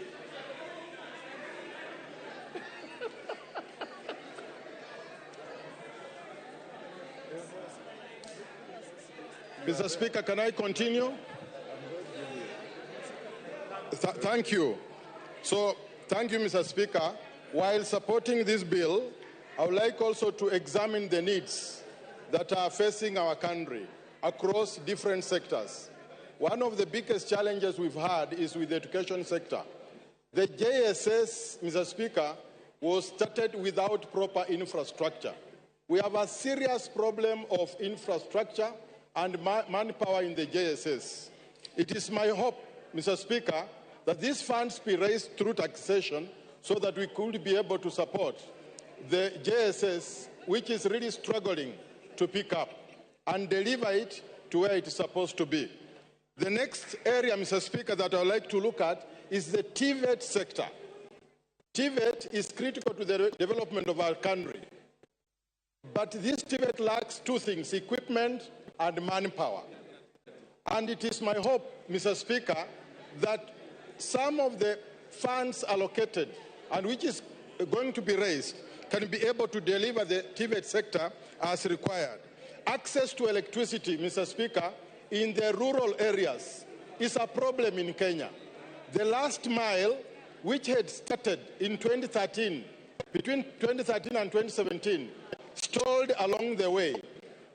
It is my hope that the last mile electricity in rural areas can be able to be spread so that rural Kenya can be able to access electricity just as much as urban centers. Mr. Speaker, access to the health sector in Kenya is important. And therefore, part of this bill proposes to raise money for the social insurance fund, which is critical to access to health in our country. And access to health is also important because it translates to the development of our country in general. Thank you, Mr. Speaker. I support.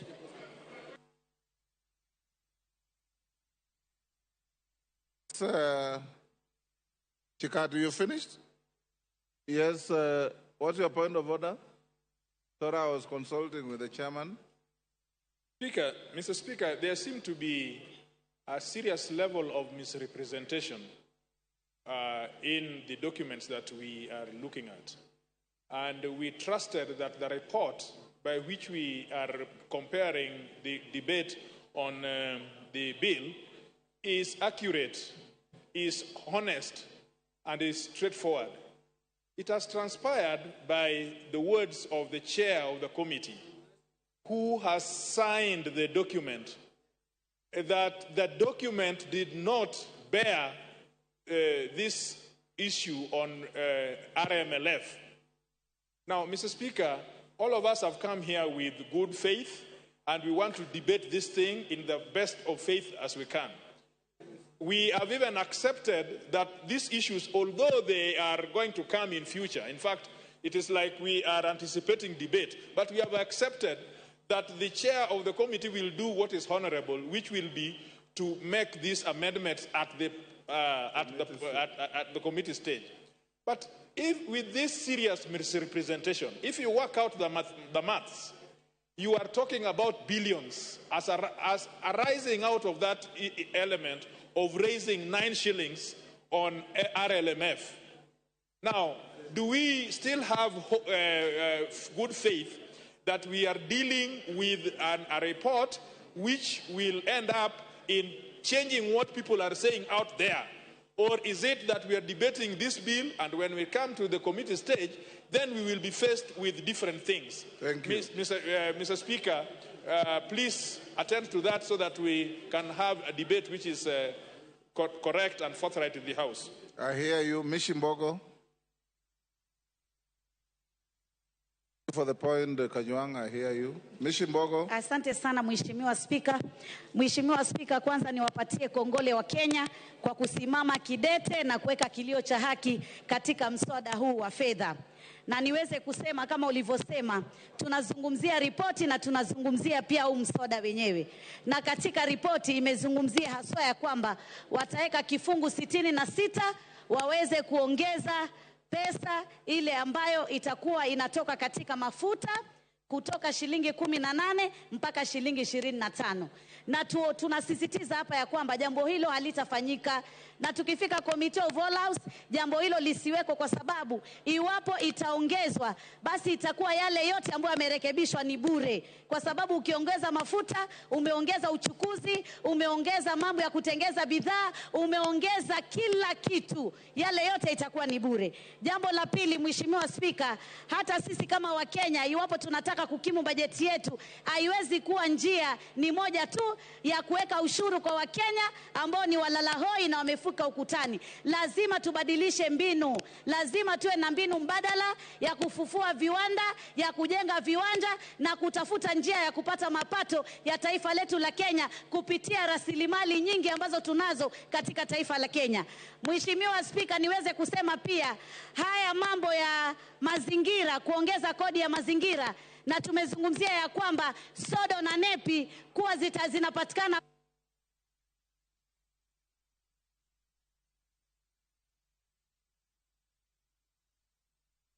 na wameambiwa ziko China wazingoje zije. Hiyo ni kumaanisha hatuna uwezo thabiti wa kuweza kuwa na sodo, na hivyo basi afya ya kina mama haswa katika mambo ya hedhi itakuwa na matatizo iwapo tutakuwa tumeongeza jambo kama hili. Jambo la pili, mambo ya mafuta ya kutoka kwenye miti na kutoka kwa wanyama, ile Kiingereza tunasema edible oil.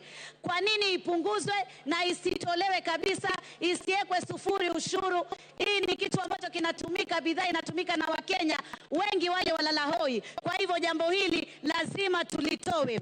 Jambo jingine, nasikitika sana, sijui ni nani ametoa mambo haya ama kupeana mawaidha ya kuweka mambo ya ushuru ya mkate na mambo ya ushuru ya ile mifuko ya majani.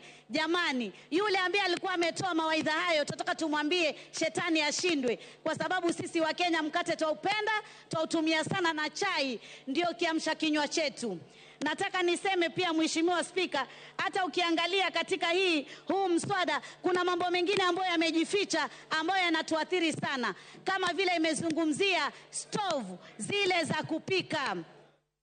Stovu zile za kupika ni stovu ambazo Wakenya wengi ambao hawawezi kununua meko za kutumia gesi wanatumia stovu, na hizo pia zimeongezwa ushuru. Ukiangalia tunapigana na janga la malaria, leo tunaambiwa ile tunaita Kiingereza mosquito repellent, ama ile dawa ya kujipaka ili kusudi watu wasiumwe na mbu na kuleta malaria, yes. Pia imeongezwa ushuru. Order, Millie Odhiambo, what is the issue? Under what standing order? Mr. Speaker, under standing order 1. No, it's Mr. not Speaker, available. I'll explain, Mr. Speaker. Standing If you order give number me... 1 is not available to you.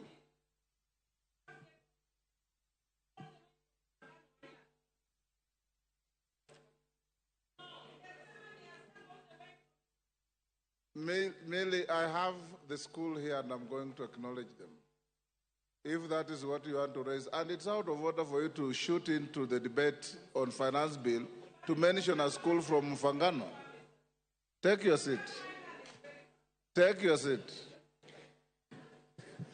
Mheshimiwa Spika, bidhaa zile ambazo zinatoka nje ambazo tunasema tutaziwekea ushuru, lazima tuwe waangalifu, tusije tukaweka ushuru katika bidhaa za kutoka nje ambazo sisi kama taifa bado hatujatengeza viwanda vya kutosha, kama zile clinkers.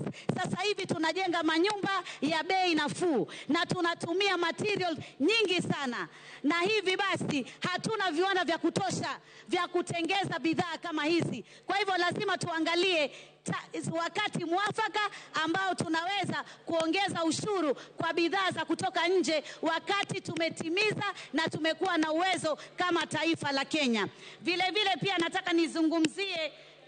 nataka niseme ya kwamba mambo ya magari, ambapo magari tulikuwa tunaambiwa ya kwamba ni mapato, na tulipoambiwa ni mapato ya kwamba tuweze kutoa ushuru. Nataka kusema magari si mapato.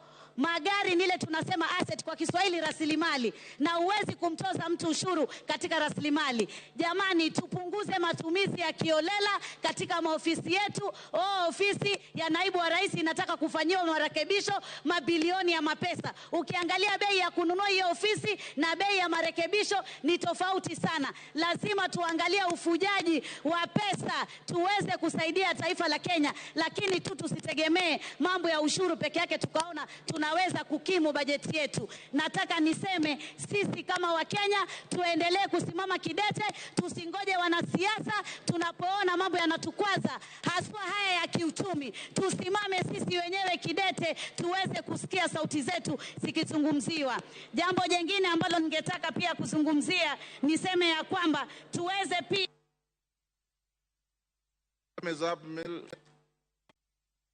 Honorable members, before I give the next member, I want to acknowledge in the public gallery Gethsemane Gardens Academy from Suba North, Homa Bay.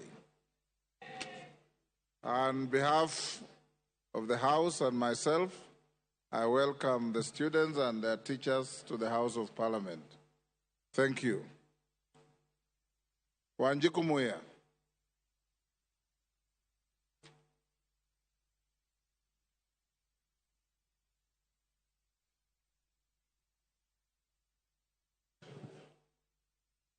Thank you, Honorable Speaker. I stand to support the Finance Bill 2024 because the proposal from Nyandarua County and Kipipiri have been heard. And I want to confirm to the farmers from Kipipiri that their potatoes will not be taxed. But having said that, Honorable Speaker, as the chair of regional integration, I want to put information to the House that as EAC we are a community. And I want to discourage members from debating and indicating that the bill is against the eggs from Uganda. That is not the essence of having a community. We can debate it nicely. The eggs from every region within the community are allowed. You can have them from Uganda. So constrain debating on that matter, because as long as you pay, but let us discourage to discuss that the eggs from Uganda, the onions from Tanzania. We are a community, we can also sell to them. Honorable Speaker, I want this House to be honest to the Kenyans and more to the Gen Z. Honorable Speaker, we have a budget. And because many members have debated on the issues that were raised by Kenyans, and I want to congratulate the committee by the very able chair, Honorable Kuria, because they had the proposal of Kenyans on vehicle, on agriculture, on all those things that have been debated. I want to restrain myself from debating on the same and seek that this House become honest for once to the Kenyans. Honorable Speaker, we must ask ourselves, do we need a budget? Of course, yes, we need a budget. How do we finance the budget? Honorable Speaker, the Council of Governors have been camping at State House asking for more funds. Honorable Speaker, these members, led by myself, have been camping at Honorable C.S. Murkomen asking for roads. Honorable Speaker, these members have been speaking of JSS teachers, asking for billions to pay them. These members have been speaking for the old, asking for more than 40 billions to pay the senior citizens. And so, it beats all the logics that we can join the public in the gallery and the bloggers and Jay-Z, and instead of educating them that even if you go to the road, you can only go to the road, but then you don't need to have the roads in your constituency. Instead of us as members informing the public that we need money, 600 billion for education, we are supporting the public and raising the emotions, which in my view, I think it is dishonest. It is honest to educate the public that the county governors were camping at State House because the citizens, in fact, is a cycle, Honorable Speaker, the citizens back home were also camping at the governor's residence and their offices asking for projects. Why we go to Murkomen is because our citizens also come to our offices, our phones, and our homes, also asking for the projects. So it is a whole cycle. And somehow, the budget is also political. You need to do a road in your constituency. The governors need to do their project in their counties. Where will the president get the money? The money has to be raised. And then there is no need of raising emotions and trying to support the bloggers who are only saying reject the finance bill, and yet they are not saying reject the roads in our constituency. Honorable Speaker, I want to put a point about the treasury boards. As much as we want to defend the locals, we also need money, and no village can stay alone. We also need money from investors. I have seen that the Treasury Board, particularly the infrastructure, and I'll be moving an amendment I have already put possibly to your office or the clerk. It will be charged effective July 5%, while for investors will be charged 15%. I feel this is very high, on the very high side, and for purpose of continuity of government earning money and quick money from treasury boards, particularly the infrastructure, it is my hope that my amendment and those who support me will go through. Honorable Speaker, without so much, I just want to insist that this House be honest. We need budget, and budget. Thank you, Muya. Honorable members, I want to repeat what I order. Those who intend to file amendments, remember we said by 1 o'clock tomorrow, you must have filed your amendments. Beyond that, they will be rejected. Okay? Babo Wino.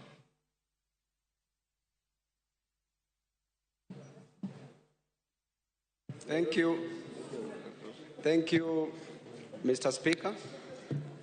Mr. Speaker, I rise to oppose the bill, the Finance Bill 2425, based on the following grounds. That number one, Mr. Speaker, there was anger that was expressed yesterday on the streets coming from Kenyans, and to be specific, the Gen Z. The Generation Z revolution that started yesterday reminds me, Mr. Speaker, of number one, the revolution that took place in China, the Chinese Revolution, that was also known as the Peasant Revolution or the Mamamboga Revolution, that occurred in the year 1949, which was headed by a gentleman called Chairman Mao Zedong, together with Deng Xiaoping. Mr. Speaker, the revolution that started yesterday also reminds me of the Russian Revolution, which was the Bolshevik Revolution that took place in 1917 under the leadership of Vladimir Lenin and Joseph Stalin.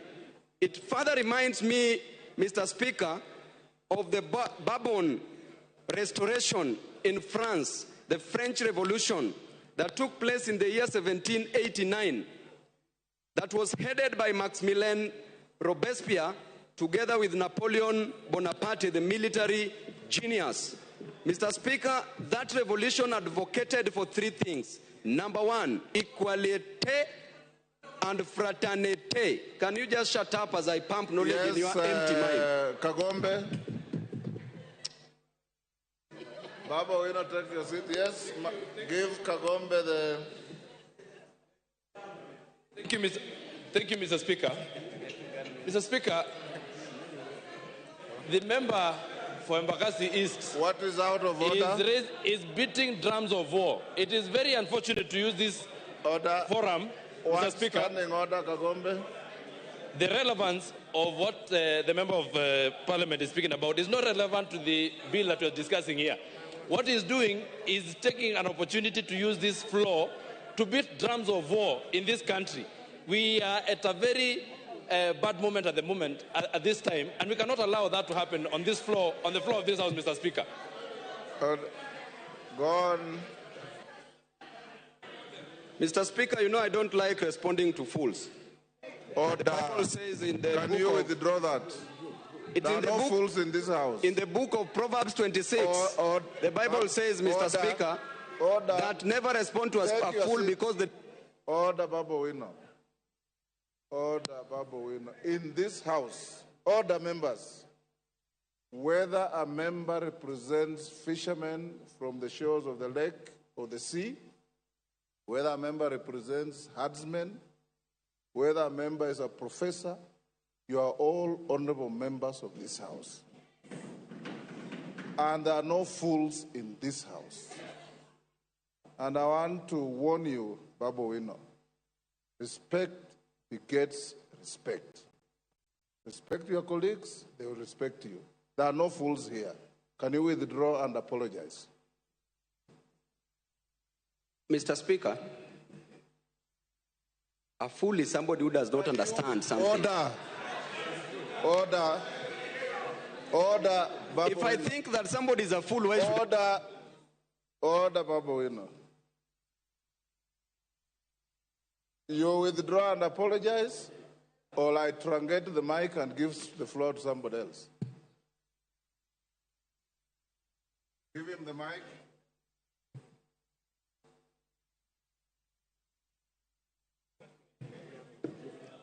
Yes, Babu. I withdraw. And apologize. I don't apologize, Mr. Speaker. Withdraw and apologize. You can give the mic to somebody else, Mr. Speaker. Okay. And I don't withdraw. Okay, truncate the mic. Mutunga. Yes, Chonga. Give the mic to Chonga. Thank you, Speaker. Mr. Speaker, you made a statement before the House went for lunch that people should not even need to remove their cards from the sockets Mr. Speaker, they didn't. I went there, Mr. Speaker, after lunch I was number 7. When I came here, I was told I'm still number 7. Right now, the number of members who have contributed are more than 30, Mr. Speaker. So I wanted to know whether indeed you are still going with the list, or maybe you have changed the rules so that those who may not have a chance to speak can do something else. Honorable members, as you debate this, I want to repeat this. You know, there are people with various levels of education, various levels of knowledge, various levels of wealth, and many other things. Humility costs nothing.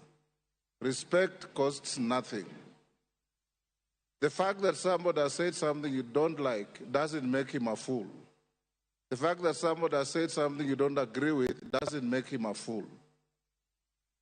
Enda soma kitabu kiliandikwa na Mwalimu Nyerere akifafanua tofauti ya pumbavu na mjinga na utaelewa.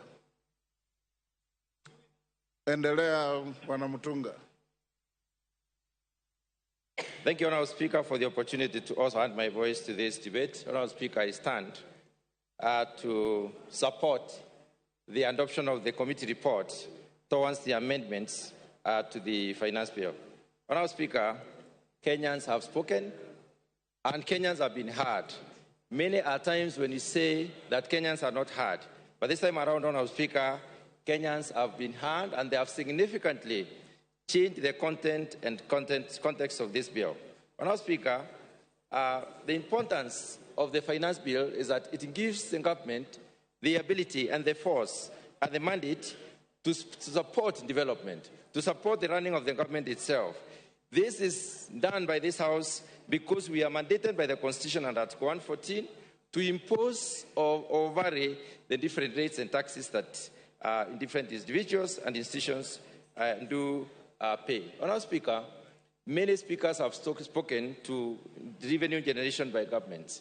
Government can get money from international trade, which we are not doing a lot. International trade does not mean one way. It's not importation. A lot more of exportation so that you may be able to earn foreign exchange and even make money as a government through taxes. Strengthening of the shilling is another one, but I want to dwell a lot more on the corporate and individual taxes. Honestly, this is the main source of income for this country, and therefore for us to be able to even engage in manufacturing, for us to be able to diversify the sources of revenue for our economy, we must be able to get money to invest. And the only way we can get this money is through taxation. Honourable Speaker, imposition of taxes sometimes will help us in various ways. Let me look specifically at the import substitution. Honourable Speaker, save for the foreign exchange increase, the imposition of the taxes also increases the possibilities for employment. We have very many Kenyans out there who are not employed, and we need to have them employed by creating possibilities for them. There are specific provisions within the report which basically vary the taxes. For instance, excise duty on potatoes, onions, and table eggs. I would like to dwell on this for 1 minute, Honourable Speaker. When we import potatoes, we make sure that our farmers do not produce. When we import onions, we export labor for our farmers. We empower them from producing. When we import eggs, for the table eggs, we make sure that our poultry farmers do not have market or they cannot sell competitively. So, Honourable Speaker, barring those ones through taxation on position of import duty is important. But there is a specific egg that is excluded, and this is the viable egg, which is basically used for production of day-old chicks. That is an input. It is not for the table. Honourable Speaker, equal levy has been introduced in some of the issues, and I want to specifically dwell on the tires. Honourable Speaker, many of the people speaking in the social media are alluding to the fact that tires especially for the wheelbarrow, for the motorbikes and others have a tax. The tax has been removed, and it is important for Kenyans to know that the motorcycles that have got a duty on them and those that are fully imported when they are fully assembled, not the ones that are assembled in Kenya. Specifically on agriculture, Honourable Speaker, the VAT on cane transportation has been waived off, and this is important for purposes of reducing cost to the farmers. Let me talk about the issue of alcoholic beverages. Honourable Speaker, the movement from levying alcohol on quantity And specifically going to the alcohol content is important because it will bar our young people from engaging in very concentrated alcoholic substances. Honourable Speaker, there has been an exemption of duty, a proposal for exemption of duty within this report for the beverages originating from sorghum, millet, and cassava. What this does, Honourable Speaker, is basically to improve the production of these particular commodities and therefore encourage production of other beverages through them. Honourable Speaker, there has been improvement within the report of disposable income. This is as a result of, for instance, levying 5% of the gross income on the pandiems as the waiver, which will increase the disposable income as opposed to the previous 2000. Honourable Speaker, the inclusion of SHIF and the housing levy as statutory deductions also increases the disposable income. The final one, Honourable Speaker, I want to talk about is the motor vehicle circulation levy. This was a major issue, and I had also proposed to bring an amendment on this particular issue, but I'm glad the report recognized that and did away with it. Honourable Speaker, this report is balanced. We must raise some money. We cannot reduce everything. We cannot remove everything. We should be able. Thank you. Honourable Oundo.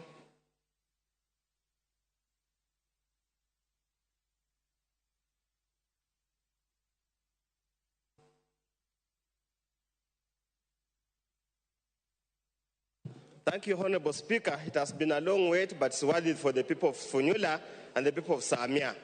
Honourable Speaker, on the onset, a finance bill is meant to cure two issues: to make proposals for revenue raising for that particular financial year, and to make administrative changes to existing financial or revenue raising measures and taxes of that kind of a nature. Honourable Speaker, as I stand here today, I join the Kenyans all over the country who have been very unequivocal that they reject this particular bill. And they reject it emphatically, and they have got very valid reasons to reject it, Honourable Speaker. I'm here to represent the people of Funyula because there's an established principle, no taxation without representation. So, Honourable Speaker, I'm here on behalf of the people, and I state what the people of Kenya have told me.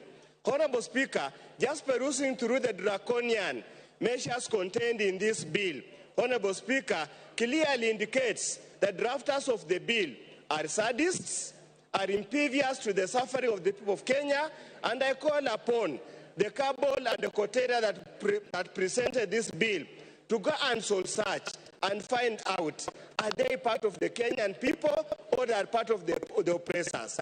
Honourable Speaker, in all fairness, how would you impose an income tax on an asset?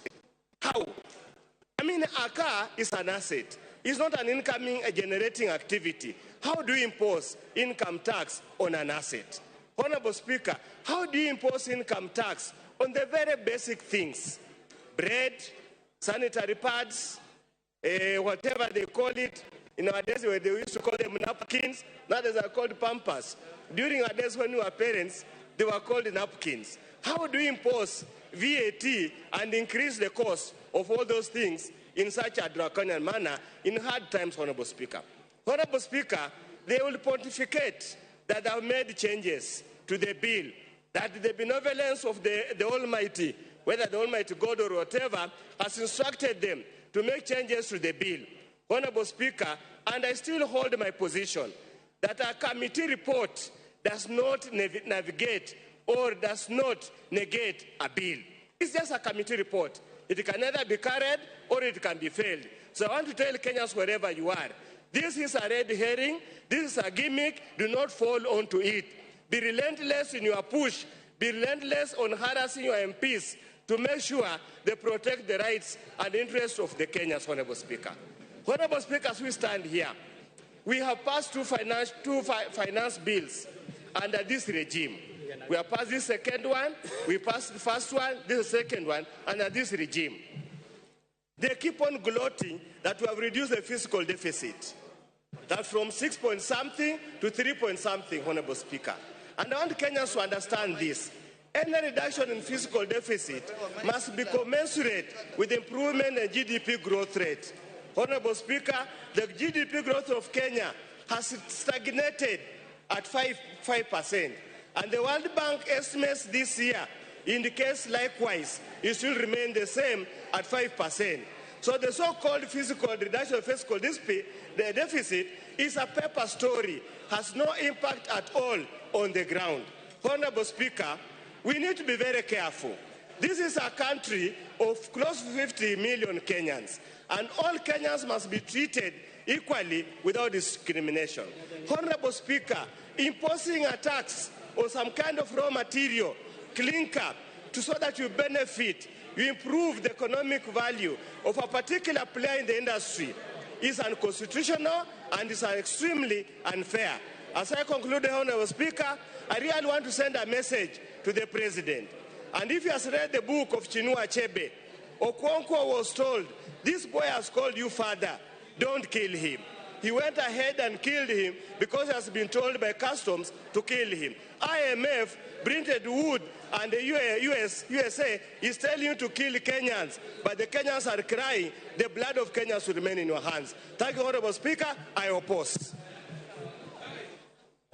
Naomi Wako. I have the mics. Thank you, Honorable Speaker, for allowing me to add my voice to this very important debate on Finance Bill 2024-2025.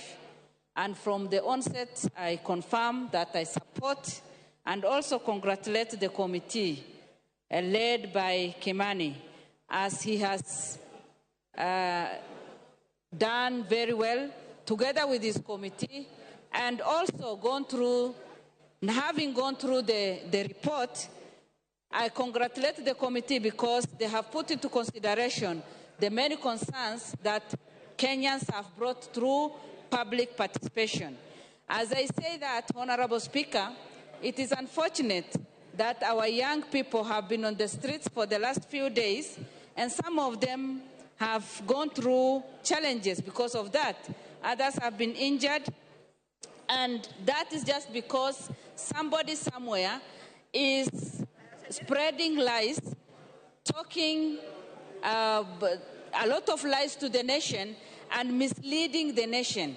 It is unfortunate that today we are here debating on finance bill and also telling Kenyans how that finance bill will help us to facilitate the budget that we passed last week.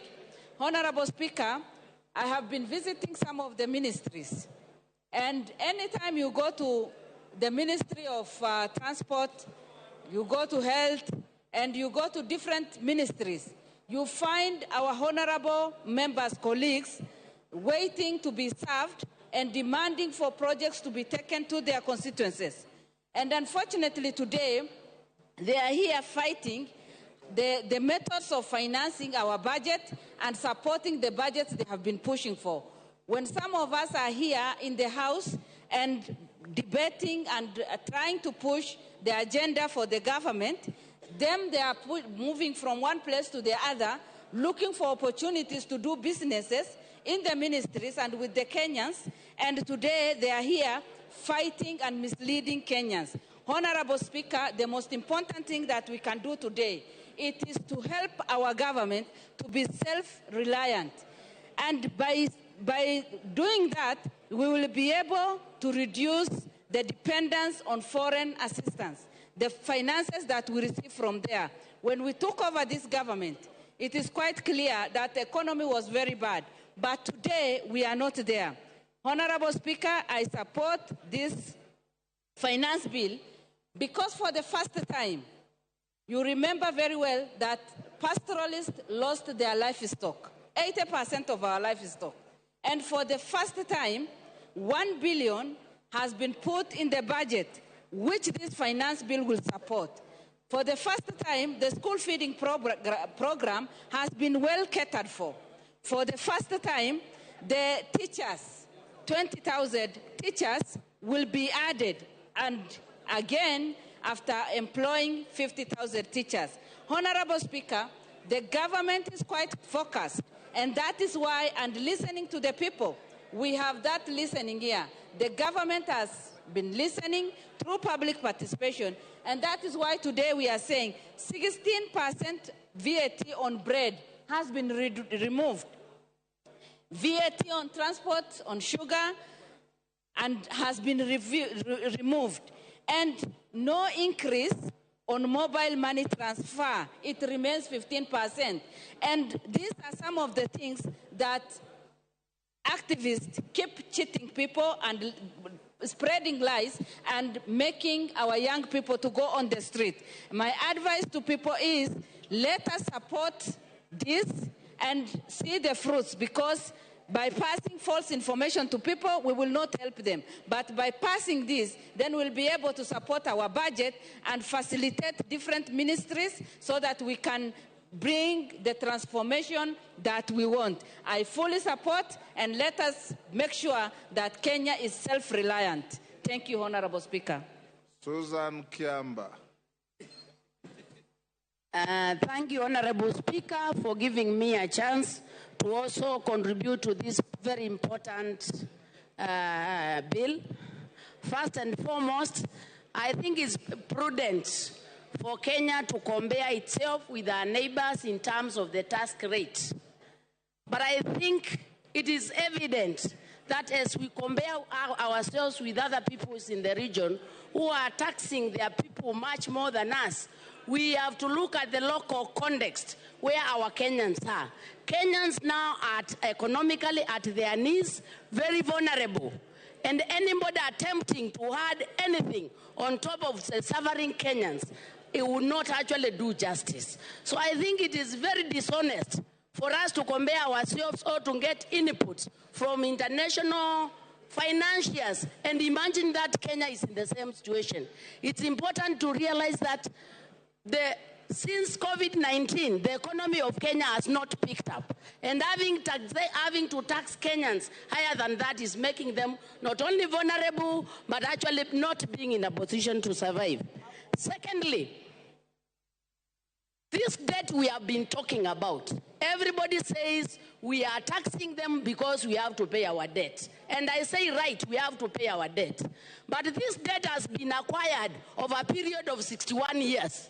You cannot acquire debt in 61 years and you want to do away with the debt in 2 years. That means overburdening the people. We have to be strategic in dealing with the debt. We are not dying tomorrow as Kenyans. We need to pay the debt in a manner that enables our people to continue to grow. So when I hear this passion of wanting to tax Kenyans so that we pay a debt, we need to recognize that this debt is very old. And we need to be strategic and then deal with the debt for the next 5-7 years. And that way will allow our Kenyans to survive.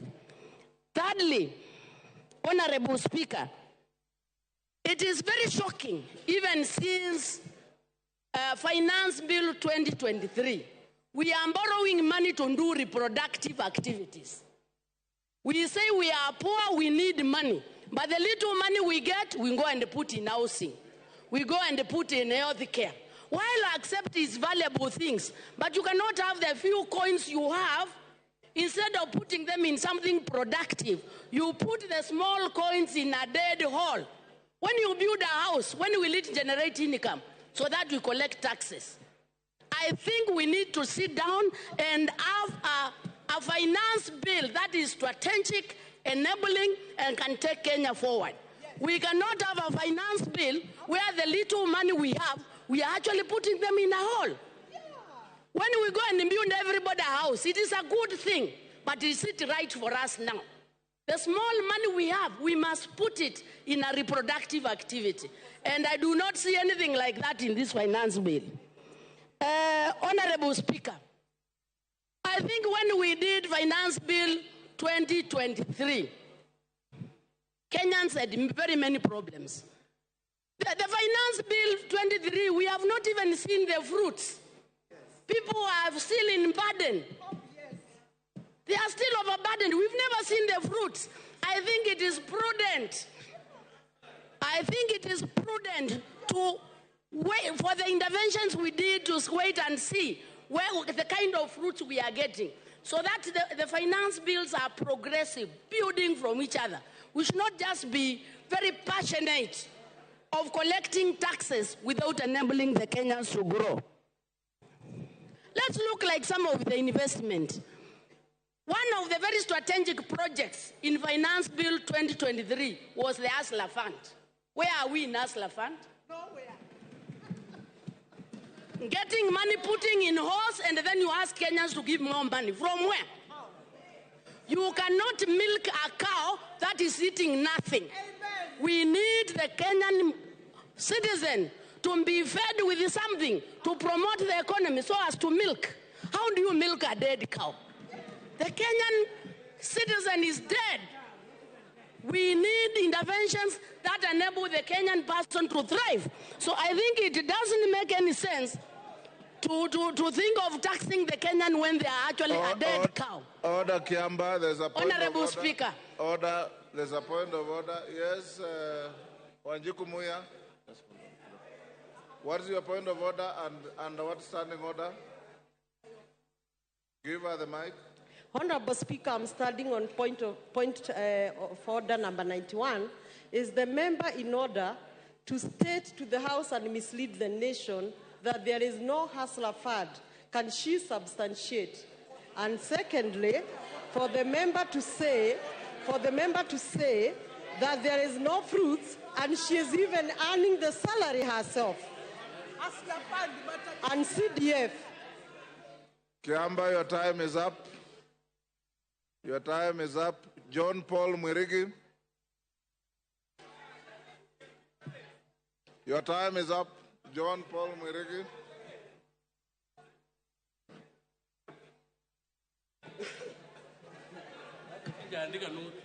Check. Okay, thank you very much, Madam Speaker. Madam Speaker, I rise also to contribute on this motion, on this bill, Madam Speaker. Madam Speaker, the Kenyan citizens, Madam Speaker, sent us to this house, Madam Speaker, to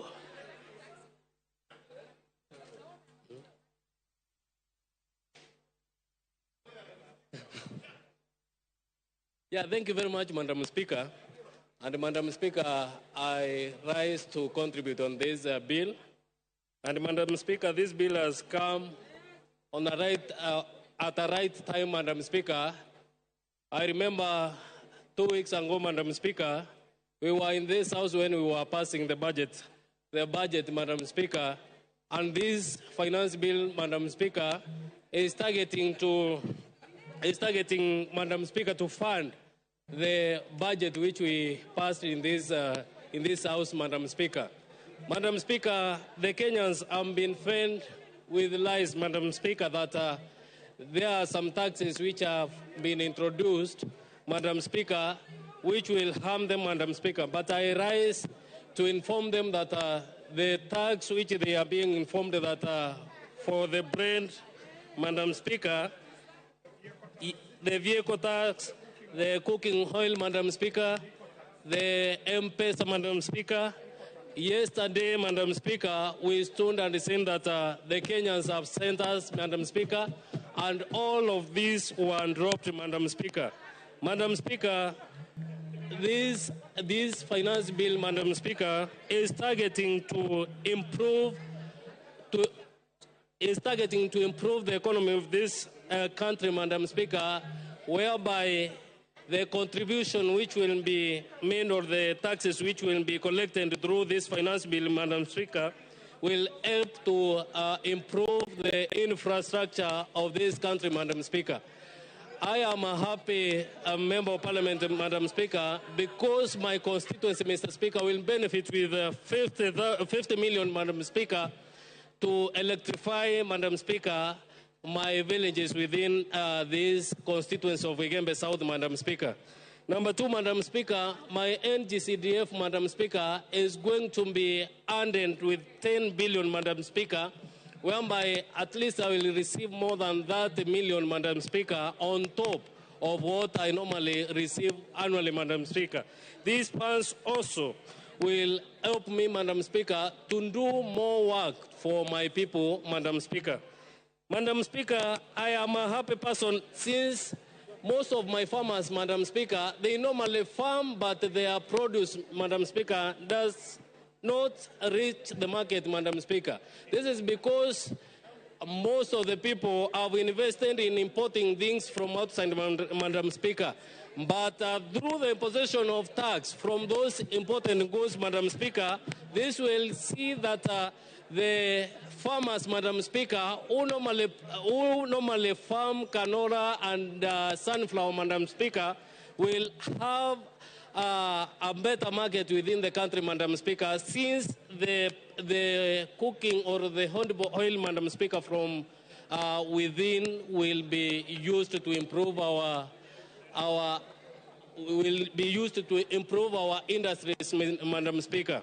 Also, Madam Speaker, on the poultry farming, Madam Speaker, my farmers, because most of them, Madam Speaker, normally farm poultry, Madam Speaker, the imposition of tax on the imported eggs, Madam Speaker, will see them access the market well, since the internally produced eggs, Madam Speaker, will be readily available in the market, Madam Speaker. Madam Speaker, also I am a happy person since when during the weekend, Madam Speaker, most of my people sent me to reject, Madam Speaker, the imposition of the tax on the bread, Madam Speaker. And I would like to inform them that, Madam Speaker, this tax is not there, Madam Speaker.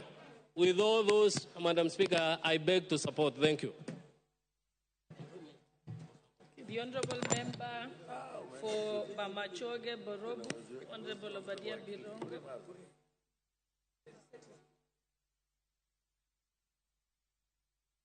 Thank you, Madam Speaker, for affording me the opportunity to address this House. I was going to address the issue of the proposal by the government to increase the RML from 18 to 25, but thankfully the chairperson for the Committee for Finance and National Planning actually said that there is no such thing in the bill. Because of that, I am going to switch my attention to the events of yesterday. Madam Speaker, yesterday our adoring Generation Z woke the government from deep slumber. Our very audacious Generation Z decided that they are going to make their voices heard. Madam Speaker, I thought of words to be able to salute them on X, but my words failed me. Madam Speaker, I was wondering, since I didn't do them justice on X yesterday, and this is the point at which I want to ask for the attention of every member here, because this generation is our future. And as I thought about what we usually do when the visitors of our speaker seated in the speaker's gallery are accorded, I cannot help to note that the speaker actually beams with happiness whenever we acknowledge her visitors in the speaker's gallery. It is in the same vein that I wanted all of us, in saluting what Action Gen Z did yesterday, and noting that, Madam Speaker, that Gen Z actually represent the best of our country, and that yesterday they were only exercising what is very clearly in our Constitution, Article 1.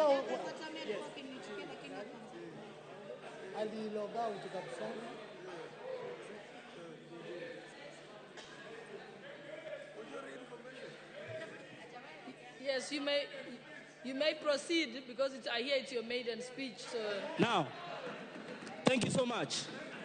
And so, in honor of Gen Z action yesterday, I wanted to ask all of us to stamp our feet in recognition of what they did yesterday because it was all constitutional. Thank you, Madam Speaker. I thank you. The Honorable Member for Githunguri.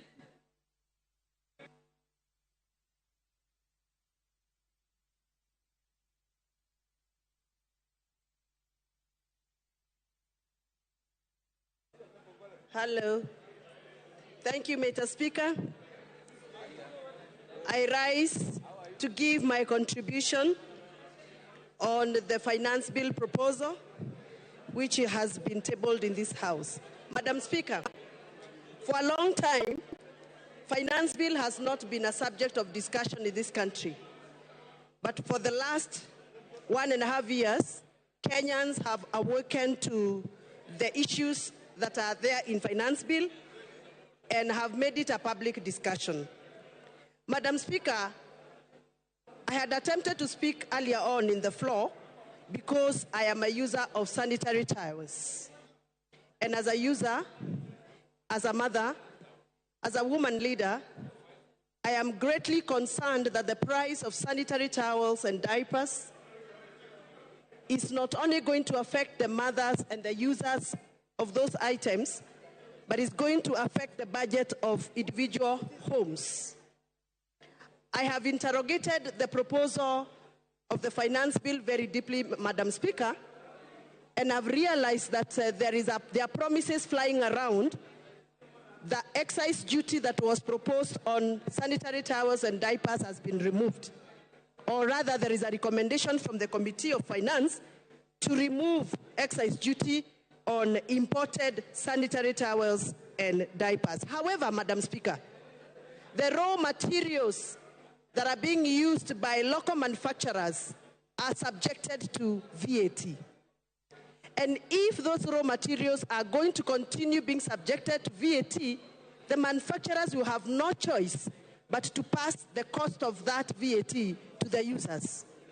And therefore, Madam Speaker, if we do not remove VAT on raw materials that are making sanitary towels in Kenya for local manufacturers, we are still going to have expensive sanitary towels and diapers. Madam Speaker, currently there are children who do not go to school when they are on menses because they cannot afford sanitary towels.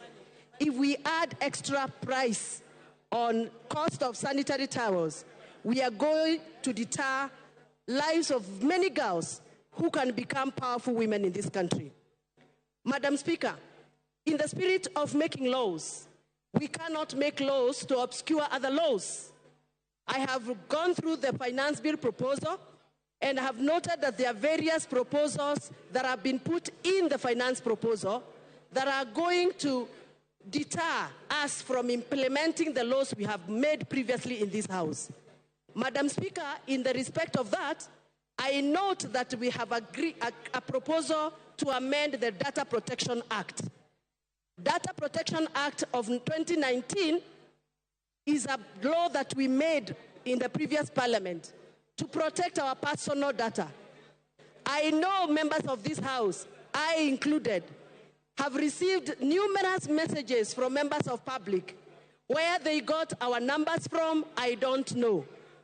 Whereas we cannot blame them because maybe they are operating from a situation of pressure. It is against the law to share members' numbers. As they do that, Madam Speaker, we are protected by the law. What about if we allow us to amend that law and allow anybody to access our personal data, including financial data? And therefore, Madam Speaker, I am of the opinion that we must be very careful so that you don't make laws that are going to make other laws not operational. Madam Speaker, I represent farmers. And I would have been very excited to hear that just like we have given VAT exemption to the transportation of sugarcane, which I am happy about, we also provide the same provision for the farmers who transport milk, who transport avocados, who transport macadamia, tea leaves, and coffee. Madam Speaker, I understand that we want to make sure that we lower the cost of operation for sugar millers so that they can lower the cost of final product to us, which is sugar that we consume in our tea. But we also consume milk, and we also want to lower the cost of production of milk so that we can have affordable a cup of tea. And therefore, I would request this House to consider to also provide and extend the same treatment to my farmers in Githunguri. With those very many remarks that I have made and I have observed, I am still not convinced that I should support. The Honourable Member for Homa Bay.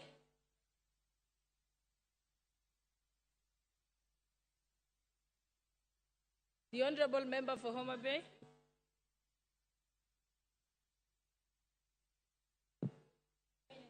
Thank you so much, Madam Speaker, for giving me this opportunity to also debate and make contributions on this finance bill.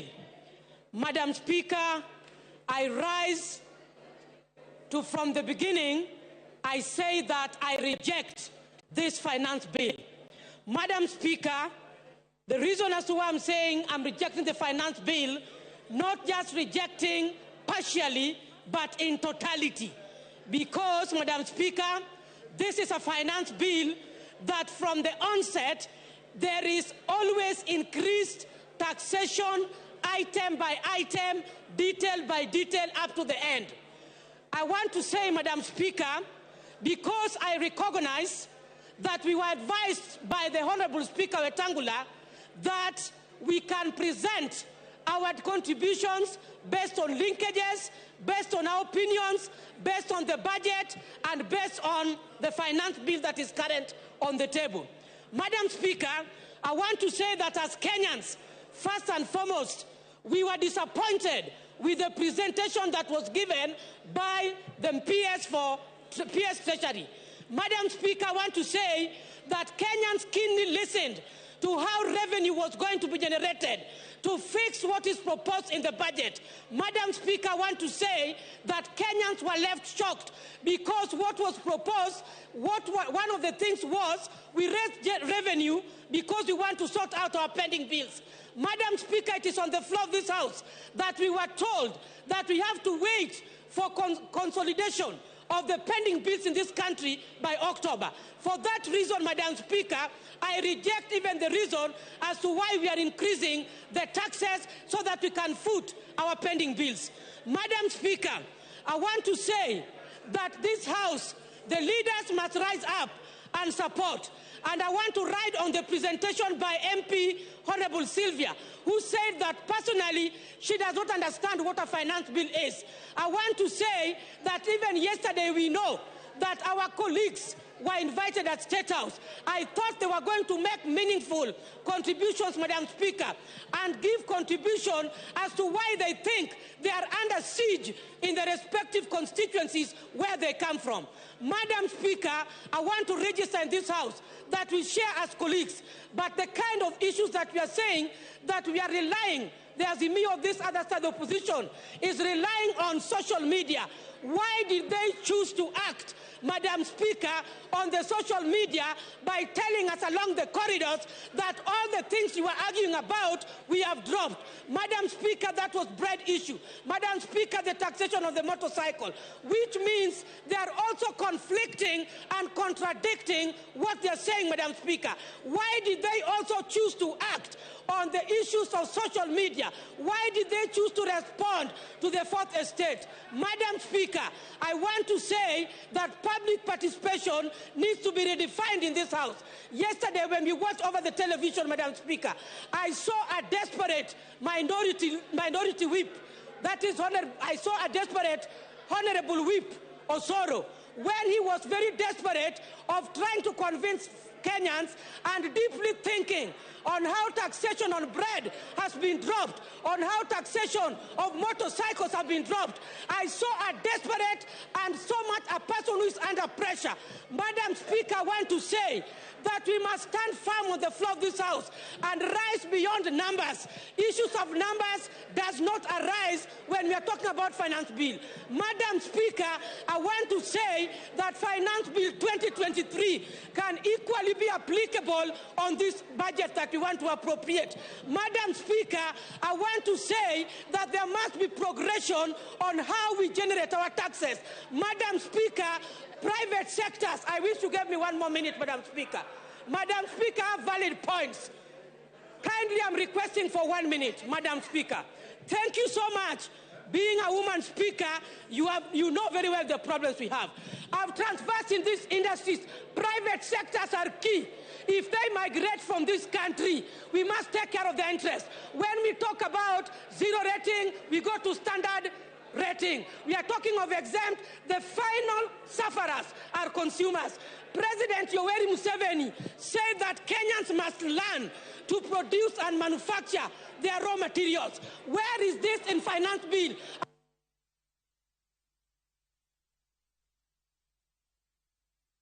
Thank you. The Honourable Member for Alego Usonga.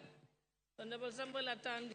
Thank you, Madam Speaker. Madam Speaker, I want to make a few observations. Madam Speaker, the anchor document that the finance bill draws its contents and which we passed in this House is known as budget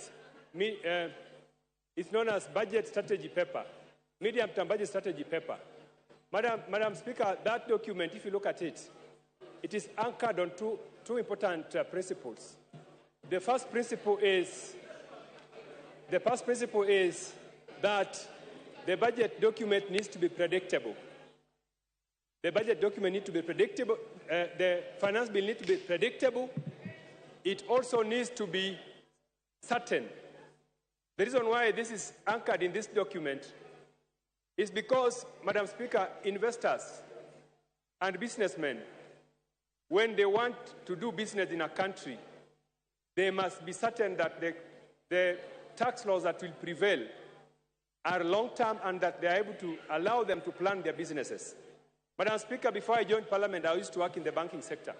And Madam Speaker, we could engage business people and we help them to draw strategies for business. One of the things that we look for when we are doing this, Madam Speaker, is that how will the tax environment obtain in the next 2, 3, 4 years? Madam Speaker, if you look at this tax bill, if you look at this finance bill, Madam Speaker, we just did finance bill last year. And even before the businesses take advantage of the finance bill which we enacted, the incentives which we provided, shortly we have a new finance bill which is overturning those benefits. Madam Speaker, this is the reason why, Madam Speaker, I want to oppose this finance bill, because it is taking away the benefits that we gave to businessmen just the other day and taking them away. Madam Speaker, for instance, a tax like import declaration fee. In the last finance bill, we had lowered this tax because we realized that there are so many raw materials which our companies need, our industries need, which we must import. Now, in this finance bill, that tax has been raised by 1%. Honourable Speaker, this is going to hurt the manufacturing sector. I have heard many members claim that this finance bill is good for manufacturing sector. It is not, because the raw materials which we are going to rely on to produce, and this country does not produce a lot of raw materials, we are going to import them at a high fee.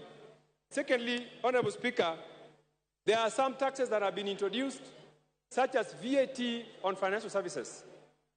Honourable Speaker, only 14% of Kenyans are enjoying banking services. In most African countries and developed countries, you find that about 50% of citizens are enjoying banking services. Now, if we introduce 16% VAT on financial services, Honourable Speaker, you are telling many Kenyans not to enjoy banking services. This is going to be a serious drawback in our campaign to have many Kenyans get banked. But Honourable Speaker, this also applies to the new tax which we are introducing on mobile money transfer. Honourable Speaker, there's a tendency for this House to continue to tax money transfer services. Last year, the excise tax on money transfer services was 15%. We are trying to raise it to 20%. Honourable Speaker, we need to realize that just sending money is not really production. So if we continue to tax people because they are using money, mobile transfer services, it is very unfair. Honorable Speaker, as I conclude, one of the reasons why we do not meet our tax targets is because of something we call taxpayer morale. Honorable Speaker, the reason why somebody will willingly pay tax is because if their morale is boosted. This bill does not boost taxpayer morale. And I foresee a situation where taxpayers will refuse to pay their taxes. And this is happening, Honorable Speaker. If you go to KRA, the officers in KRA are merely collecting bribes because taxpayers are refusing to pay tax. They rather keep the tax, and when officers of KRA go, they bribe them. So, Honorable Speaker, we need to have a tax regime that promotes taxpayers to have morale so that they can willingly pay tax. Otherwise, Honorable Speaker, I oppose. Thank you. Thank you, Honorable Atandi. Mary Masse. Honorable members, if you have spoken, please log out. Oundo, you have spoken, you are still on the screen. Otienda Mola has spoken, is still on the screen. You block other members from appearing on the screen. You've logged out now. Thank you. Mary Masse. Thank you, Honorable Speaker. I've been queuing since morning. I thought you had forgotten that I'm here. Honorable Speaker, from the onset, I want to appreciate the chairman of the Finance Committee, Kimani Kuria, and his entire team for a meticulous job. The manner in which you have handled the making of the finance bill is indeed commendable. Having said that, Honorable Speaker,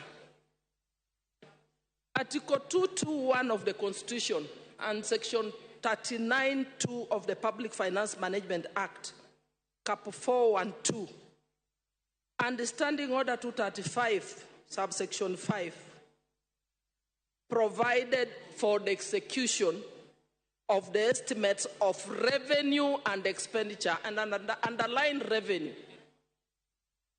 Honorable Speaker, this process is not complete until the passage of the appropriations bill.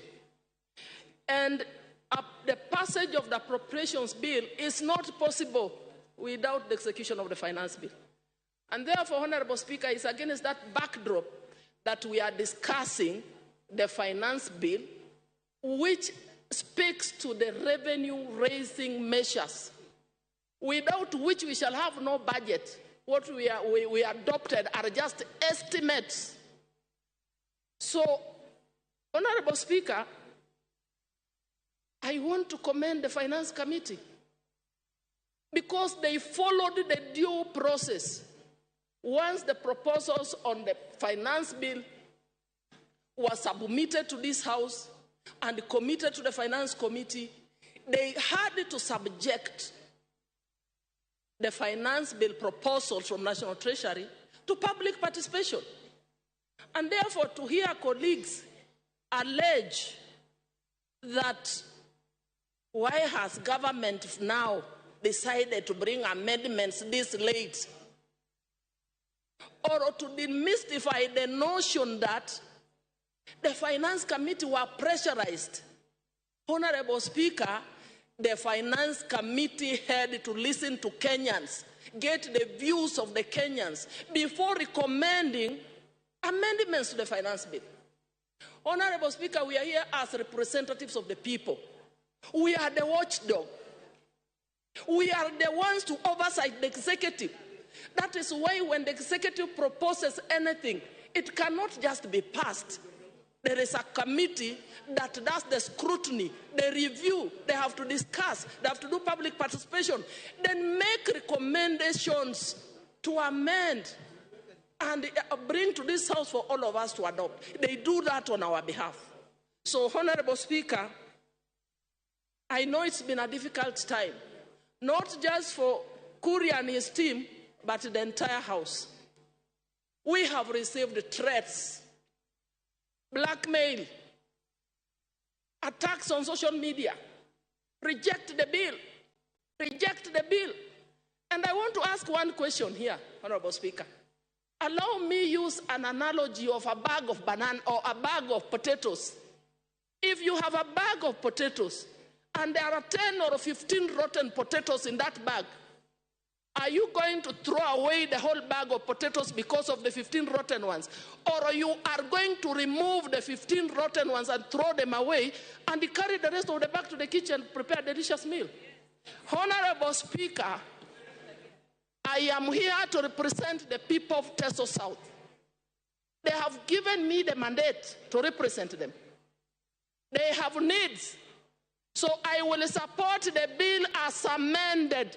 The committee has removed 2.5 tax on motor vehicles.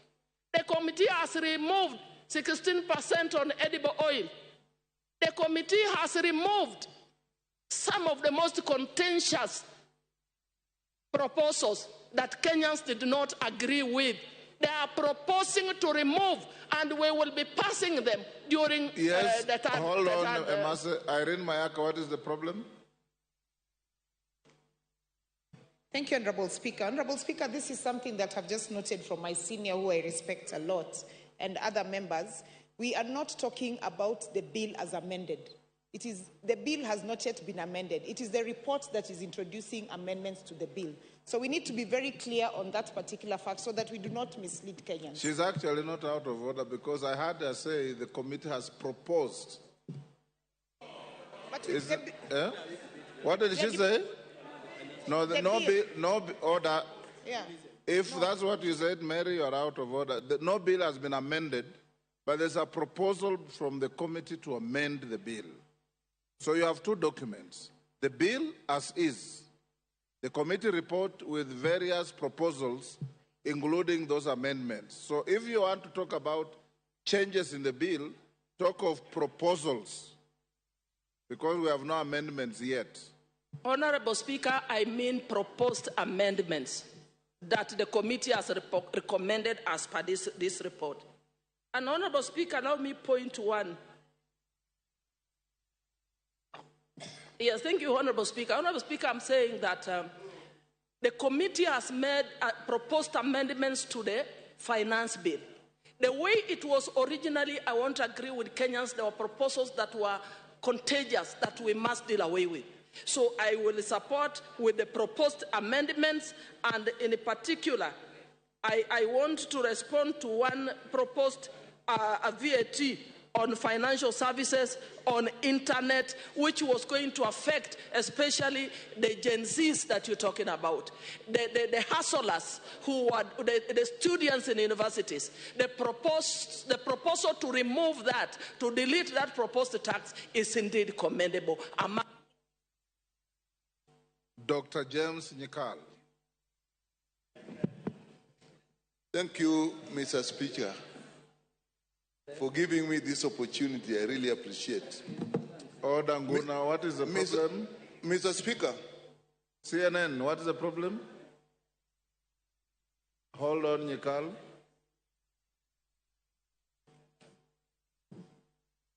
Yes, CNN. Mr. Speaker, sir. Yes. I've been here since 9:30. And from the screen, it is clear I'm the one who is supposed to speak after Mary Emase. But anyway, let me be Take patient. your seat. I hope I'll be the next. Take your seat. The discretion remains the chair, but let me also tell you, if there's a member who sits here longer than any other, it's Dr. Nyikal. BBC will... He sits here from the beginning. The speaker finds him here. The speaker leaves him here. Thank you, Mr. Speaker. Mr. Speaker, I rise to oppose the Finance Bill 2024. Mr. Speaker, this has been the most canvassed bill since I came to this parliament.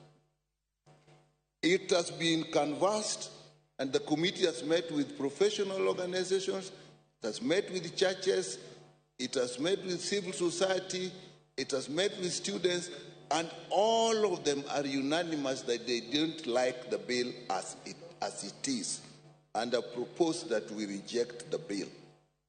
And Mr. Speaker, you have seen even yesterday, in just anticipation that the bill will be discussed, the demonstration, the picketing that was in this town. And Mr. Speaker, This time, the people who are picketing, if you looked at them, are very well-educated people. If you listen to what they're saying, people may be thinking that they were mobilized through social media and so on.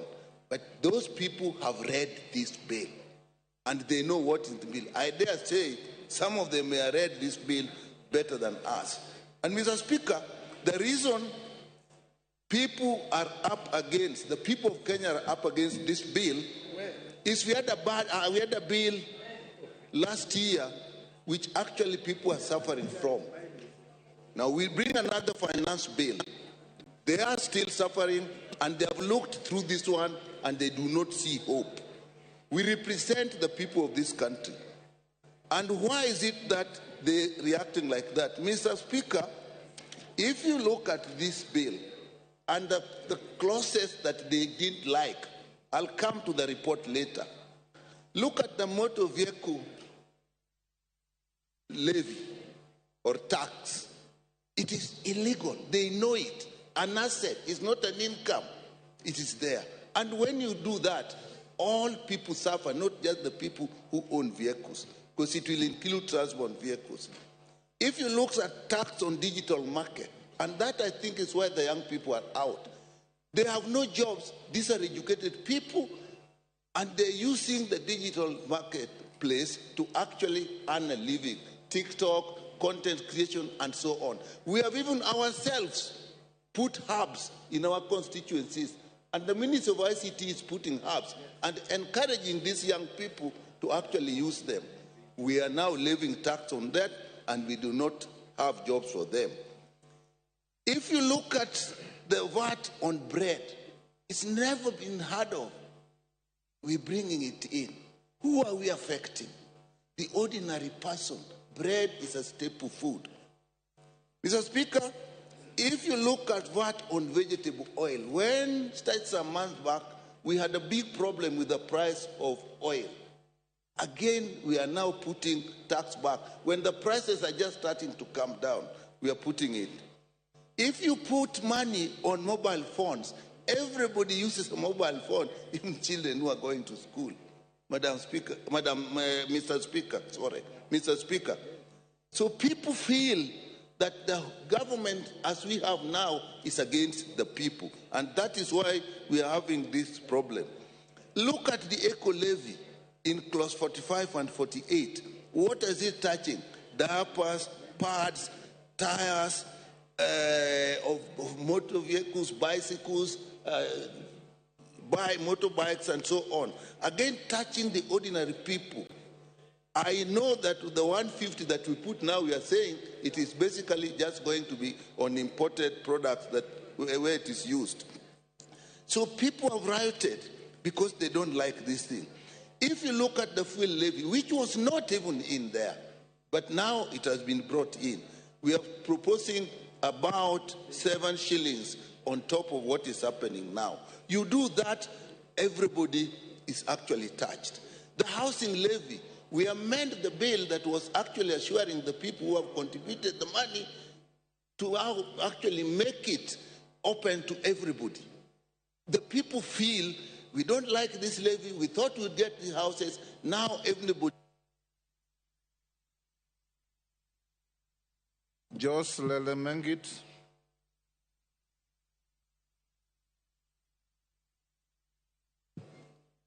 Thank you, Mr. Speaker. First, I would like to be in agreement and also join hands with the other colleagues in supporting this bill. This bill has a big win for Kenyans. Generally, it seeks additional revenue that is necessary to alleviate poverty and to deliver public services like roads, electricity, on health. These are all services to improve on and better lives of people, Mr. Speaker. Additionally, Mr. Speaker, this bill seeks to increase the disposable incomes for millions of Kenyans that are employed. And I want to say this, Mr. Speaker.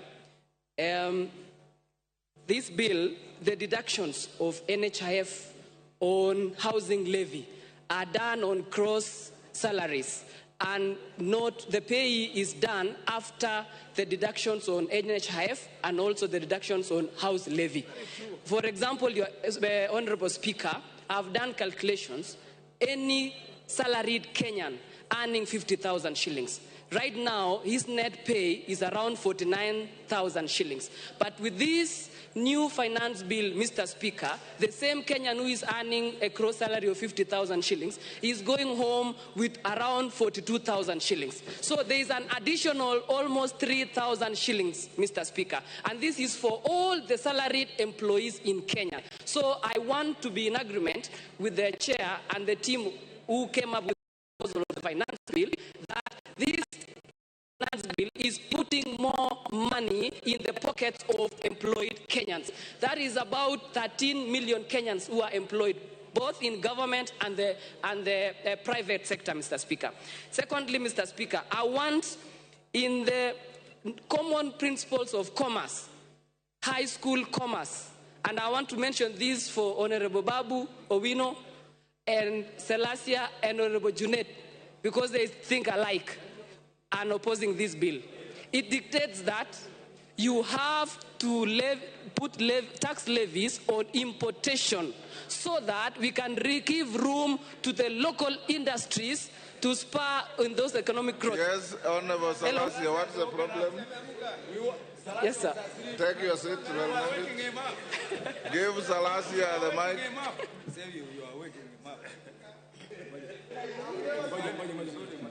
Give him, there you are, give him the mic. Okay, I'm here, right? I've never stood on the point of order, but let me try to speak on point of order. That one is point of order number 91. Okay. I'm so much disappointed with Honorable Elmengit by saying that Standing Order 31 deals with adjournment of the House. 91, yes. So it can't be the one on which you are standing. Yes, Mr. Speaker, I'm standing on point of order. Yes. Order number 91, yes. I'm getting used to these things, Mr. Speaker, sir. Yes. So I'm so much surprised that out of all these members of parliament, that Engineer Elmengit is mentioning my name and asking me that I'm opposing the bill without even me listening to me giving facts the way I want to give my facts in the next 5 minutes to come. Immediately the speaker is going to mention my name. Thank you, Mr. Okay. Lelmengi, to be fair to Selassie, he has not spoken on this bill yet. Thank you, Mr. Speaker. You know, I was waking up Selassie. I saw him, he was asleep. Okay. And again, Mr. Speaker, I've seen several members opposing